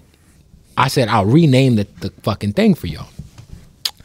So then his manager dude calls me, and he's got another manager girl that works with him that's super nice. Me and her talk, and she's cool. She's a big deal in the industry. But this other dude calls me, and he's like, hey, man, you got to take that shit out. And I was like, bro, I don't got to do shit. Yeah, but don't you get a lot? You get a lot of that shit though. Nah. Really? So I was just like, hey, bro. I was like, look, I renamed the clip for y'all. I already have done enough. It's already out. So why, like, so then 5 minutes after I get off the phone, then Little Pump posts my number on his fucking IG story. Then he says, call me, guys. And bro, I'm on my way to fucking Tijuana, and my fucking phone's going crazy. My phone's ring, ring, ring. Fucking Germany, FaceTimes, all kinds of shit, bro. It still happens. At least I would say twice a week I get a call from somebody thinking I'm a Really? Yeah. You kept that same number? Well, I put my shit in airplane mode almost right away for like a day because I like my number. You know what I mean? That's not the first time you got into it with a manager, right? Artist manager. I don't know. I mean, Iggy Azalea. Iggy? I don't think I ever got into it with Iggy. Her sales manager? Or, who? Was it Iggy Azalea? Iggy Azalea. Yeah, Iggy Azalea. Are you checking to see if you're pronouncing it right? I did. Did I get into it with her manager? Maybe. And then you get like you almost got into a fight or some shit. Oh, you're thinking? No. You're thinking of a story that happened at an Iggy Azalea concert. Oh, okay. Yes. All right. So I got into he got into a fight with Iggy Azalea? No, the manager. No. So the sales manager for the radio station that I worked at, me and him got into it. We're cool now, but me and him got into it at an Iggy Azalea show. Oh, okay. I thought it was her manager. I'm like, damn, did I get into it? I said, I don't even know who the fuck manages Iggy Azalea. Shit. Shout out to her OnlyFans. Did you subscribe? No. Of course you did. You liar. You fucking liar. It's on Twitter, bro. She hit like 300K. She hit numbers. 300K in 24 hours? Yeah. Oh, yeah? She made 300,000 in 24 hours. Damn. Which is a lot less than Bad Baby made, which is surprising. Wasn't she supposed to be managed? Wait, are you serious? Bad Baby made $1 million. Oh yeah, she made $1 million there. Holy shit! But that was some like creepy cradle shit. robbing. That's also some creepy shit. She was like 18, right? Yeah, it's like a lot of weirdos. Yeah, they were waiting for that shit. They were like, yeah, fucking sick fucks. Iggy Azalea is what, like auntie status a little bit, right? Nah. What? She hit auntie status a little bit. For what? She gotta be like low 30s, right? She's like She's 35. like 28, 29. No. Is she? Nah, she gotta be in her mid-30s. Google that shit. I didn't think I'm guessing she's 29. No, I'm gonna guess I'm going 28. 29. Actually, saying, wasn't she supposed to be managed by Tory Lanez before? I gotta. Yeah, I can't tell that story. She's 32. Oh, she's 32. Oh man, what story? Yeah, there was something going on there. I was with Tori. Tori just did a record for my artist Alexis like 2 months ago. But we can't put out now. But well, how do you feel about that? Like as a radio person, I mean, it sucks, right? Like someone got shot. I think that if he would have just been upfront about it, it probably would have been better. He would have been like, "Man, I was drunk. The shit went off. I'm not this guy, but I own it. Clean it up." But yeah, no, he did. We got a crazy record that we can't ever really release. Well, we're gonna just take him off. what are radio stations saying? Like in the radio world, like are they just like? Well, they didn't give a fuck for a while because he had a record that went. It doesn't matter. Record went like top 10 at Urban. So for a while, like, you know, the stench of that shit kind of wore off. I mean, he's a historically talented guy, but at the end of the day, you can't just go shooting fucking women. You know what I mean? So Or anybody. or anybody, but specifically women, because most guys get celebrated when they shoot motherfuckers in hip hop. Yeah. Like, yo, he caught a body. He real as fuck. Got teardrop. It's like I mean, yeah. I mean, it's not cool to shoot a woman though, No. at all. Like that's fucked. So you know, I think dude, the justice system does what it does, and but the Iggy thing, there was some truth to that for sure. I saw some. Yeah, there was something going on there. Iggy was going to sign with Tory? Is that what the thing? Yeah. Yeah. Yep. Yeah. Because she was signed to T.I. for a long time. Well, she's on Empire too recently. And this is not too long ago. This is like a couple of months ago. Yeah, no, recently, like super recently, they were working together. Yeah. For sure. Yeah. How do you feel about hip hop right now? I like it. I mean, listen, this is the thing, man. This is my life since I was a kid. So like, I feel like as long as, I mean, I'm gonna give you an example. And if my guy watches this interview, I love you. You know who you are. So I just bought a nightclub, and I'm trying to help some of the OGs that I grew up listening to get back in like the hot spots. You know what I'm saying? Where's the Like nightclub? the real in Scottsdale. Okay. So like the 1111 right there, boom. So I'm like, okay, I'm really trying to like, because in Arizona there's been like a really like, in the hip hop spots the DJing is at a low like level right now. It's like bad. So I'm like, okay, I'm trying to get. What do you mean? What do you mean? Just they're just not great DJs. There's like a guy who DJs on Virtual DJ out there. Like it's fucking crazy. Oh, in the hip hop scenes. Yeah. And so like I'm like, okay, I'm trying to help. I want to make sure I put good DJs in there and then let them worry about the music shit like later. You know what I mean? So my thing was like, let me get some of my dudes who are amazing, stellar technical DJs who do clubs and bars and shit and used to be like in the spots, you know, opening slots so they can kind of learn the genre over again. But when I tell you, man, the other night, Mario, we had R&B Thursday. I booked Mario, and A1 was there. He was like a singer-songwriter, and he helped produce or write "Wait for You" by Drake and Future. And so he gets on the mic, and he's like, "Play Wait for You." And my guy who was DJing didn't have Future and Drake "Wait for You" in his laptop, and I was like, "Dog, what are you?" And he DJs a lot, but he just don't DJ like he DJs like cool like little bars and shit, but like. I'm like, bro. He couldn't download it right there? No. We did. We figured it out. But like the fact he just didn't have like one of the biggest songs of the year. But to his defense, that's not a big song in the club. But it's still. It what do you mean it's it's not slow? No, it's not. But it hits. It hits. They're dropping that and like then in prime bitches time. sing that song. Yeah. Like like Live Sunday, they're dropping that at one. And so for me, I was just like, oh. And he was like, bro, and like he's a great DJ, and he's a fucking hip hop fucking nerd. That's a big like your dudes are singing that shit. Yo, Dre, when we had Dre Sinatra on, he even said it. He was like, "Yo, Wait for You" was like killing. And so like you wouldn't think he was like, he was like, he looked at me and he's like, bro, you know, I'm not in the mix like that, and I'm like, this is why you're here. I'm like, help me, help you. And have one of the biggest songs of the fucking year in your fucking computer. Please. Please. But in terms of staying on top of shit, It's just what I'm into, man. Like, it's just kind of always just been what I'm into. Yeah, you always collect double XL. I used to collect the Source. I still got them all, you know, when I was a kid. It's just like what I don't know, man. It's just like I'm passionate about hip hop, passionate about the culture. I'm passionate about finding new artists, you know, and I also am like, I'm not the type of dude to like turn my nose up on some shit because I don't necessarily understand it right away. Because a lot of people did that with, I'm sure, the shit I was listening to when I was a kid. Yeah. You know what I mean? So it's like, you know, I don't want to be the guy that's like, man, that shit's fucking trash, or that ain't real hip hop. Like, fuck all that. Like the old hater. You're like the DJ side of you. Like, is there new music that you're like, yo, I can really like mess with this as a DJ? Yeah, like that I can. Yeah. I love. See, I think it's harder for like hip hop to stay in the clubs. And like we're dependent on like Drake. Recently, it's been rough. Like the last year was pretty bad. No, you're right, but it's yes, in terms of like open format shit, for sure. Like maybe 5 hip hop records. No, for sure. In terms of like open format shit, you're right 100%. Yeah. But if you're going to like a fucking bottle service hip hop spot, right, there's plenty of shit. But even motherfuckers are still complaining a little bit. For sure. Which is why you kind of love Afro beats, because it's like, yo, this shit is great. It's got tempo. Bitches love it. You can get it off anywhere. But no, for sure. Like for the club shit, it has been very. It ain't been pretty great. Bad, yeah. It ain't been great. I'll tell you that. It's been whatever for sure. No, I'll give you that all day. Like you said, it's like Drake. Like when Future has some. But it's also like Super Gremlin, like, you know, it's like there's certain shit, but it's like, it hasn't been like, there hasn't been like an effort to make like universally like club records from hip hop artists. But usually there's like a movement building in a city, and then it just explodes. It is. It's Memphis. You know what I'm saying? It's Memphis, and right now it's Memphis and Detroit. Detroit's on fire right now.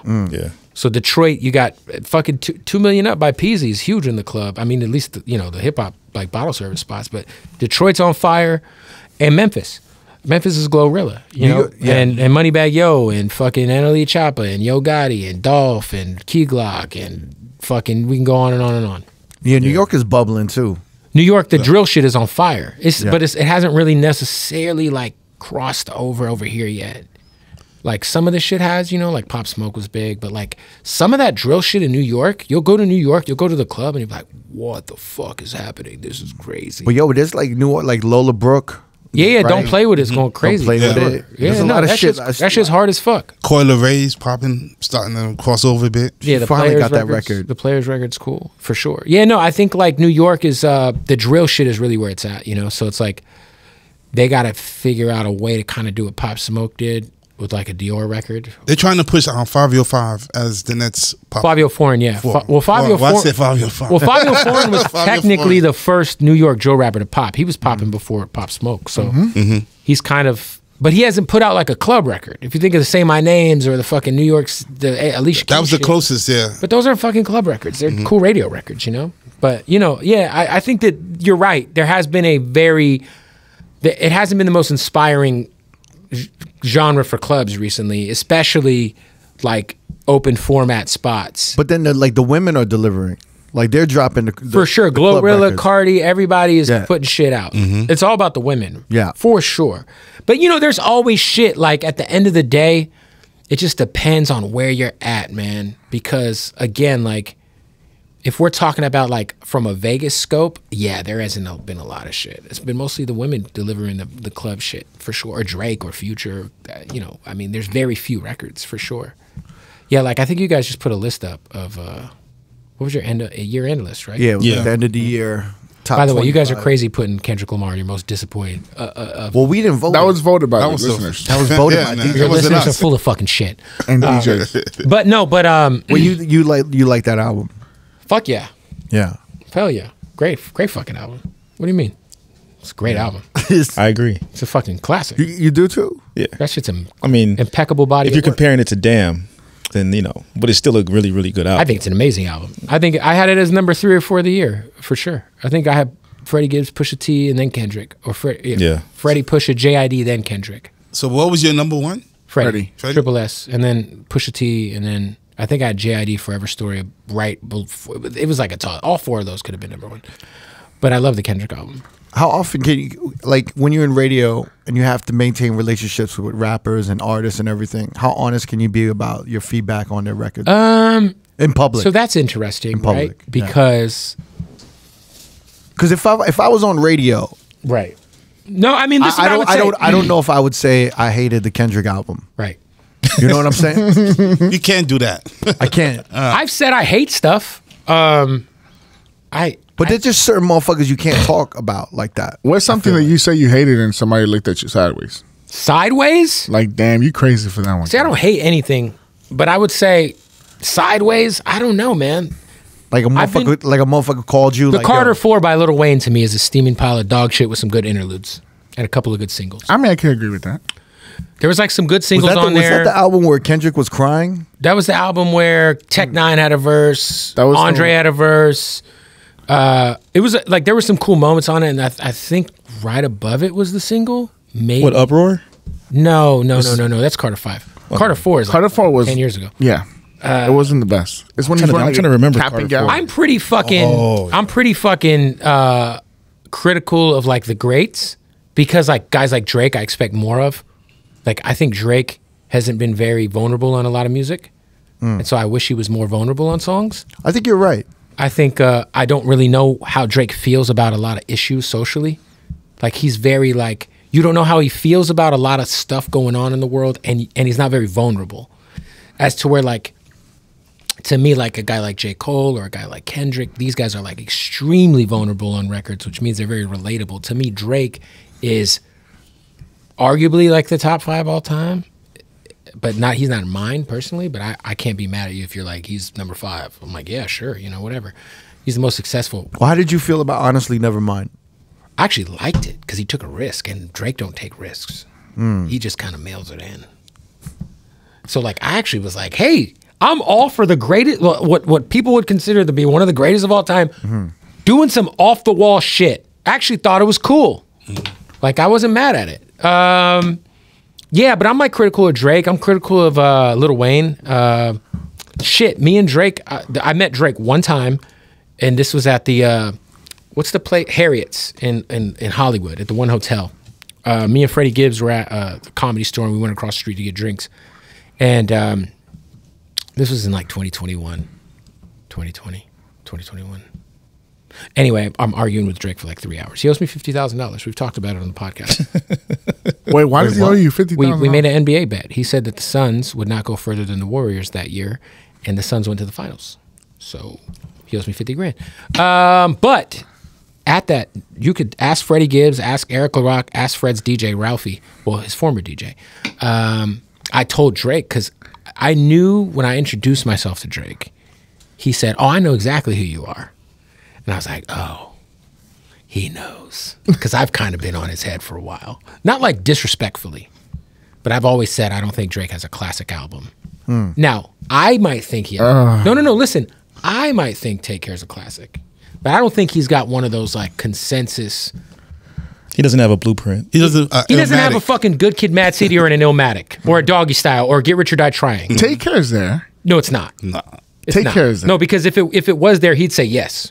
But this, no, and I'd say yes. I think it's a classic. To me, I think Take Care is a classic. It's not. But if you ran a J. Cole fucking, he doesn't have a classic album. Cole has a classic too. No, he doesn't. 2014 is a classic. It's not a. It's a classic to me. It's a classic to you. I'm sure he's got more than one classic to you, fanboy over there. Yeah, but 2014 is. I think is. It's the closest thing he's got to a consensus classic. But to me, he don't got. It ain't Good Kid, Mad City.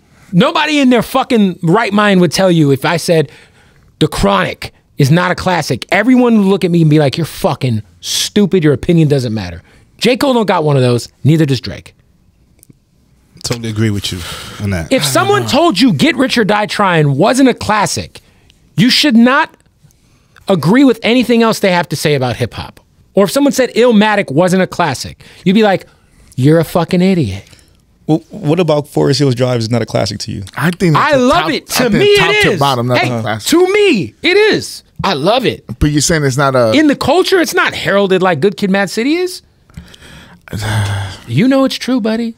I would say there's a lot of rappers that don't have a classic that just look like that. You're right. Yeah. Like, and Drake and J. Cole are one of them.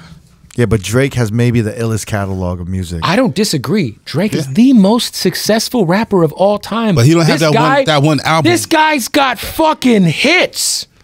He can go fuck a vert. This motherfucker got all the hits. Outside of Good Kid, Mad City in the past 10 years, who do you think has a classic?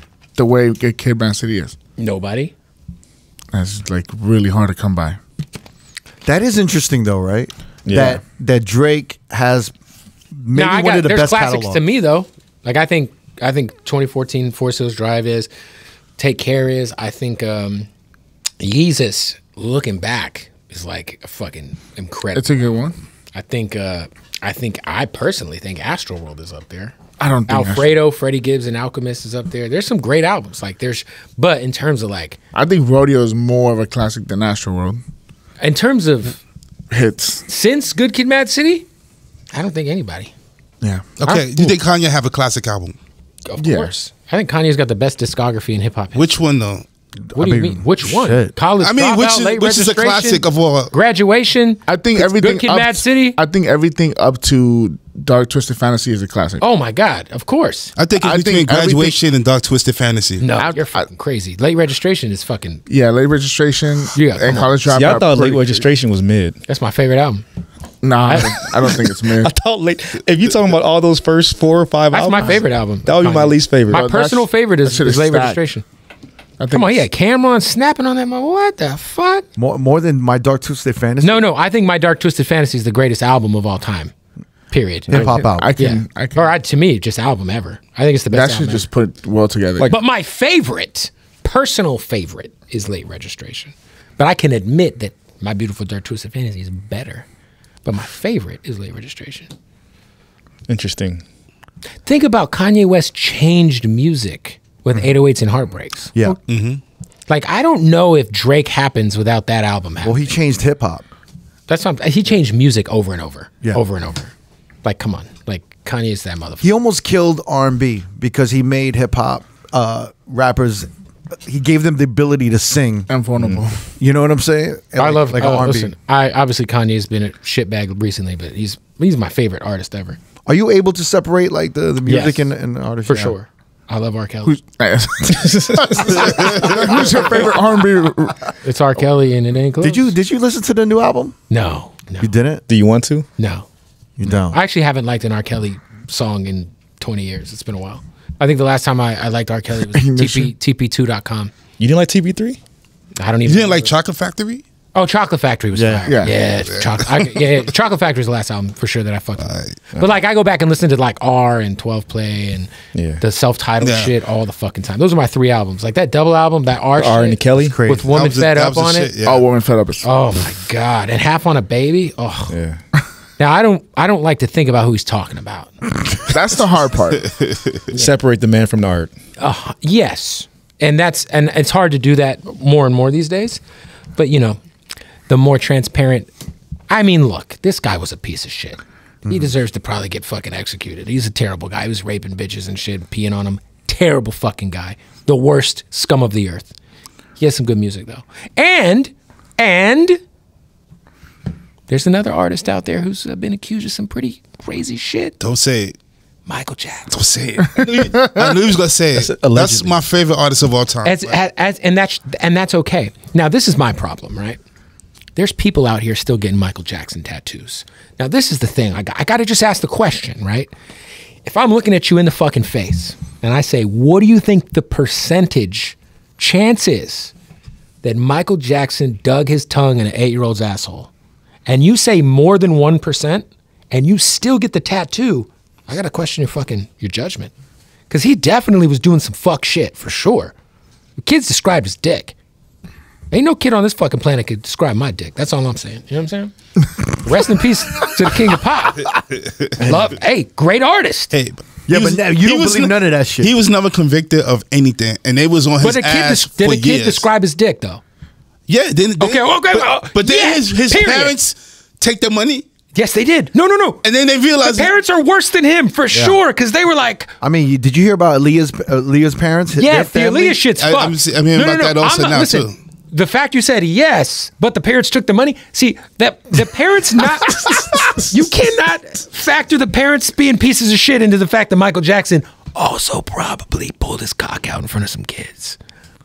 Now, look at Neva's face. Again, you should be able to enjoy his music because he is an icon and he's fucking amazing. Shout out to Michael Jackson. Quite not as talented as Prince, obviously, but very good. Shout out to Michael Jackson. I mean, I think the difference with Michael Jackson is when you listen to the music, it's completely different. It's different because of the subject matter isn't necessarily. But when you listen, R. Kelly, you're like, ooh, my mind. What was that about? Yeah. So shout out to Michael Jackson. My thing is Michael Jackson has some suspect lyrics. All I know is I know people with Michael Jackson tattoos.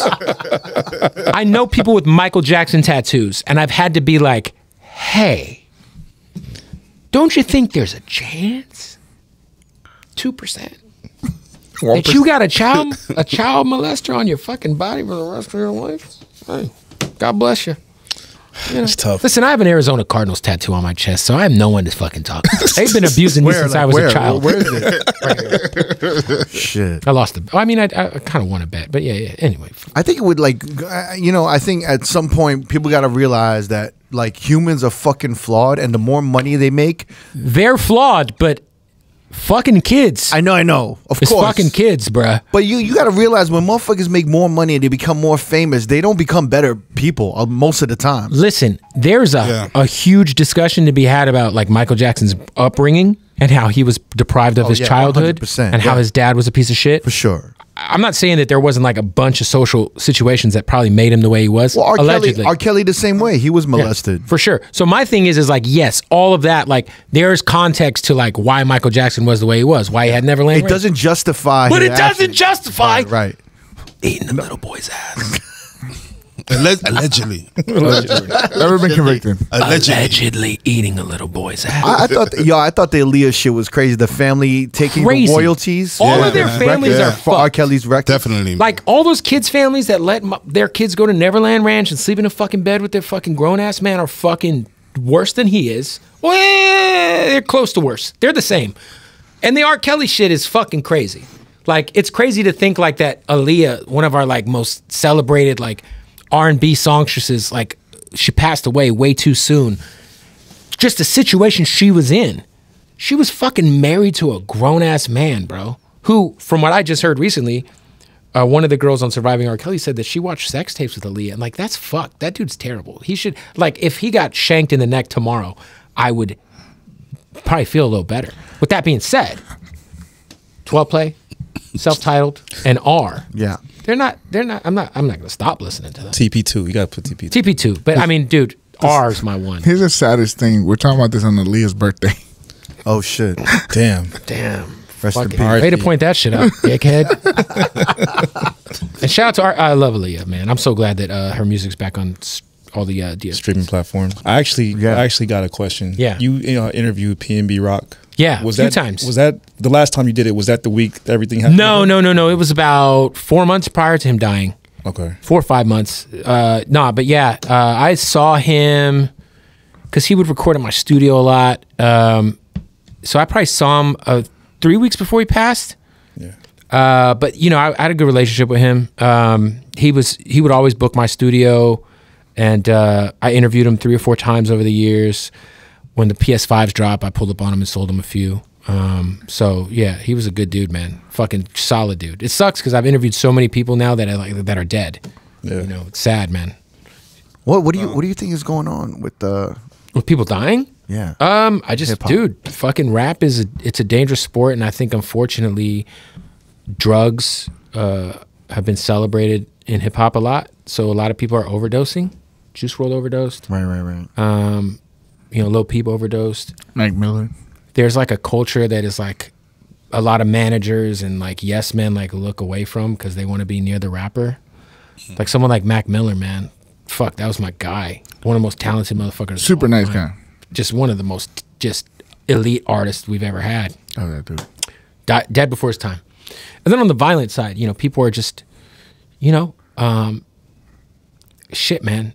It's been rough because you got to think we lost a lot of people during the pandemic. Yeah. And during the pandemic, people have gotten a lot hungrier. And the one thing is like, if you show your shit off, there's someone out there watching, man, that's trying to hit a lick. So you just got to be careful. I don't think there's anything like specifically that you could like point at, like this is why more people are dying. I just think that, you look at a guy like Nipsey, Nipsey dying in his on his corner that he owned, in front of his store. That's a freak incident that nobody could foresee. There's no like thing you can point at and be like, this is the bigger problem why Nipsey died. Like, no, it was a freak incident that happened. Same thing with Dolph. You know what I mean? Like Dolph, granted, had a lot of beef in Memphis. Yeah. But Dolph was moving with a lot of grace and like positivity. And like, to be fair, like maybe you're a little too comfortable if you're moving around where you're from. Cause like he was by himself and he probably should have not been moving around that way, But like hindsight's 20/20, man. But kind of the same with Nipsey. It's like, exactly. Right? It's like, dude, you're where you're from, so you're most comfortable. So I just think like it's just been like a spiral of like, dude, the shit that happened with King Von, like he got into a physical altercation. It's on fucking film. Him and his boys were beefing with Quando Rondo. They fucking were scrapping. And someone pulled out a fucking gun and shot him. So it's like, this is some shit that like, I do feel like the younger generation is quicker to shoot somebody than like fight them. And I think that is one thing you could probably say. Like there's, for whatever reason, death has been desensitized to a lot of these younger dudes. It's not that big of a deal anymore. It's to where I feel like back in the day, if like you're like, yo, you would hear people getting jumped, but you wouldn't hear people getting shot. Yeah. Now it's like the opposite, Do you see yourself kind of like, you're saying motherfuckers get too comfortable? Do you see, like, do you have to check yourself a little bit? I mean, for the most part, dude, I'm the most low-key human being alive. I don't wear jewelry. I just fucking gun to my head, had to buy a nice car. Otherwise, I was going to have a stupid tax bill. And I didn't even buy, I bought a fucking 2023 Tahoe. Because I was like, my CPA was like, you have to, before the end of the year, this was like December fucking 15th. She's like, look, go find a fucking car that's 6,000 pounds. Right. That's like about $100,000.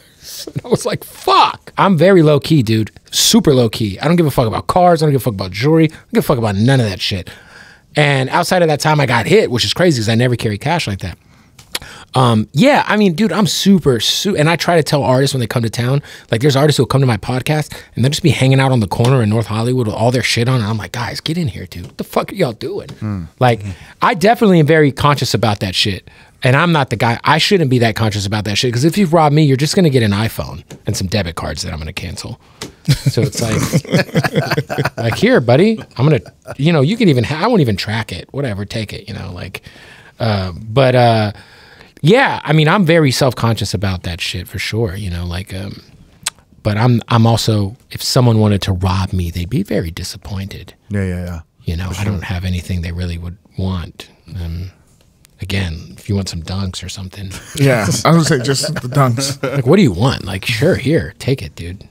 This belt, I have a Louis Vuitton belt on. I got it from Canal Street, dude. It was $20. It's fake. It's bootleg. Oh, for sure. I was in New York like 2 months ago, and it wasn't even Canal Street. It was a fucking Times Square. These Nigerians are turned up over there. Shout out to them. These motherfuckers had everything on the street. And I was like, yo, this is... Because I used to sell this shit at the swap meet. That's how I got my name back in the day. So I used to get shit from China and then flip it at the swap meet when I was... You used to sell bootleg dunks, right? Back in the day. Oh, yeah, I got banned on eBay. But... I was just like so impressed by the quality of the shit. Let me support these guys. And I was like, damn.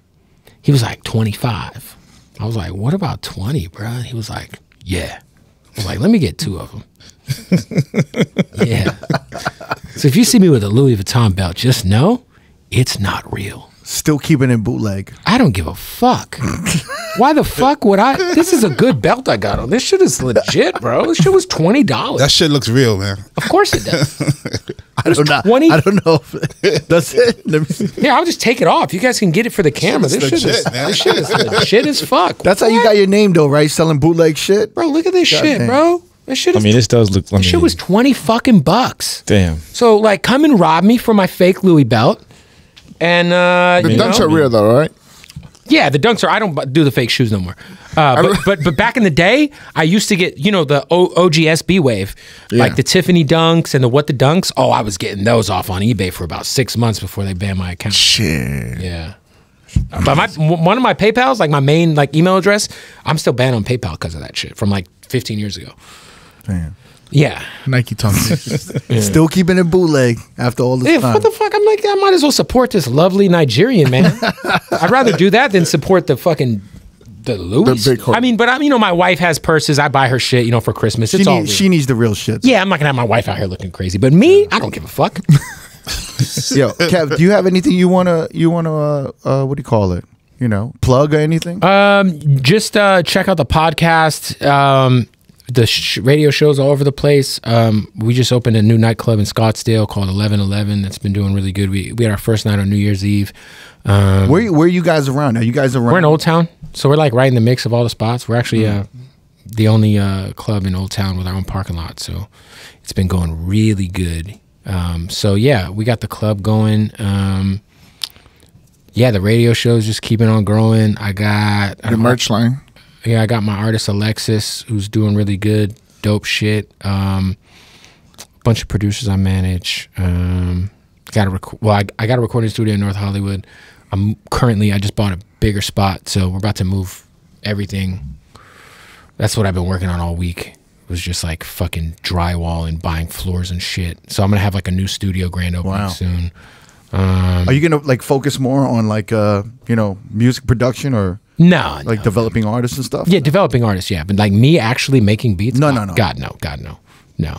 Like I might, everybody like, I always like I put out a few singles like as Bootleg Kev and just put artists on them, But like everybody's like kind of trying to hit me to do that shit. I might do something like that, but like with like some like dope underground shit, like some like are labels hitting you up? They want like a compilation album from Bootleg. Well, I work with Empire.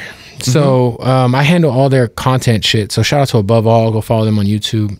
I mean, like I could do an album with Empire or something and it would be super easy. But, yeah, I would just say just keep checking out the podcast. And yeah, the radio show is going crazy. The podcast is great, by the way. Yeah, it's cool, man. We have fun. We definitely have had some pretty crazy tight ill moments for sure. Yeah.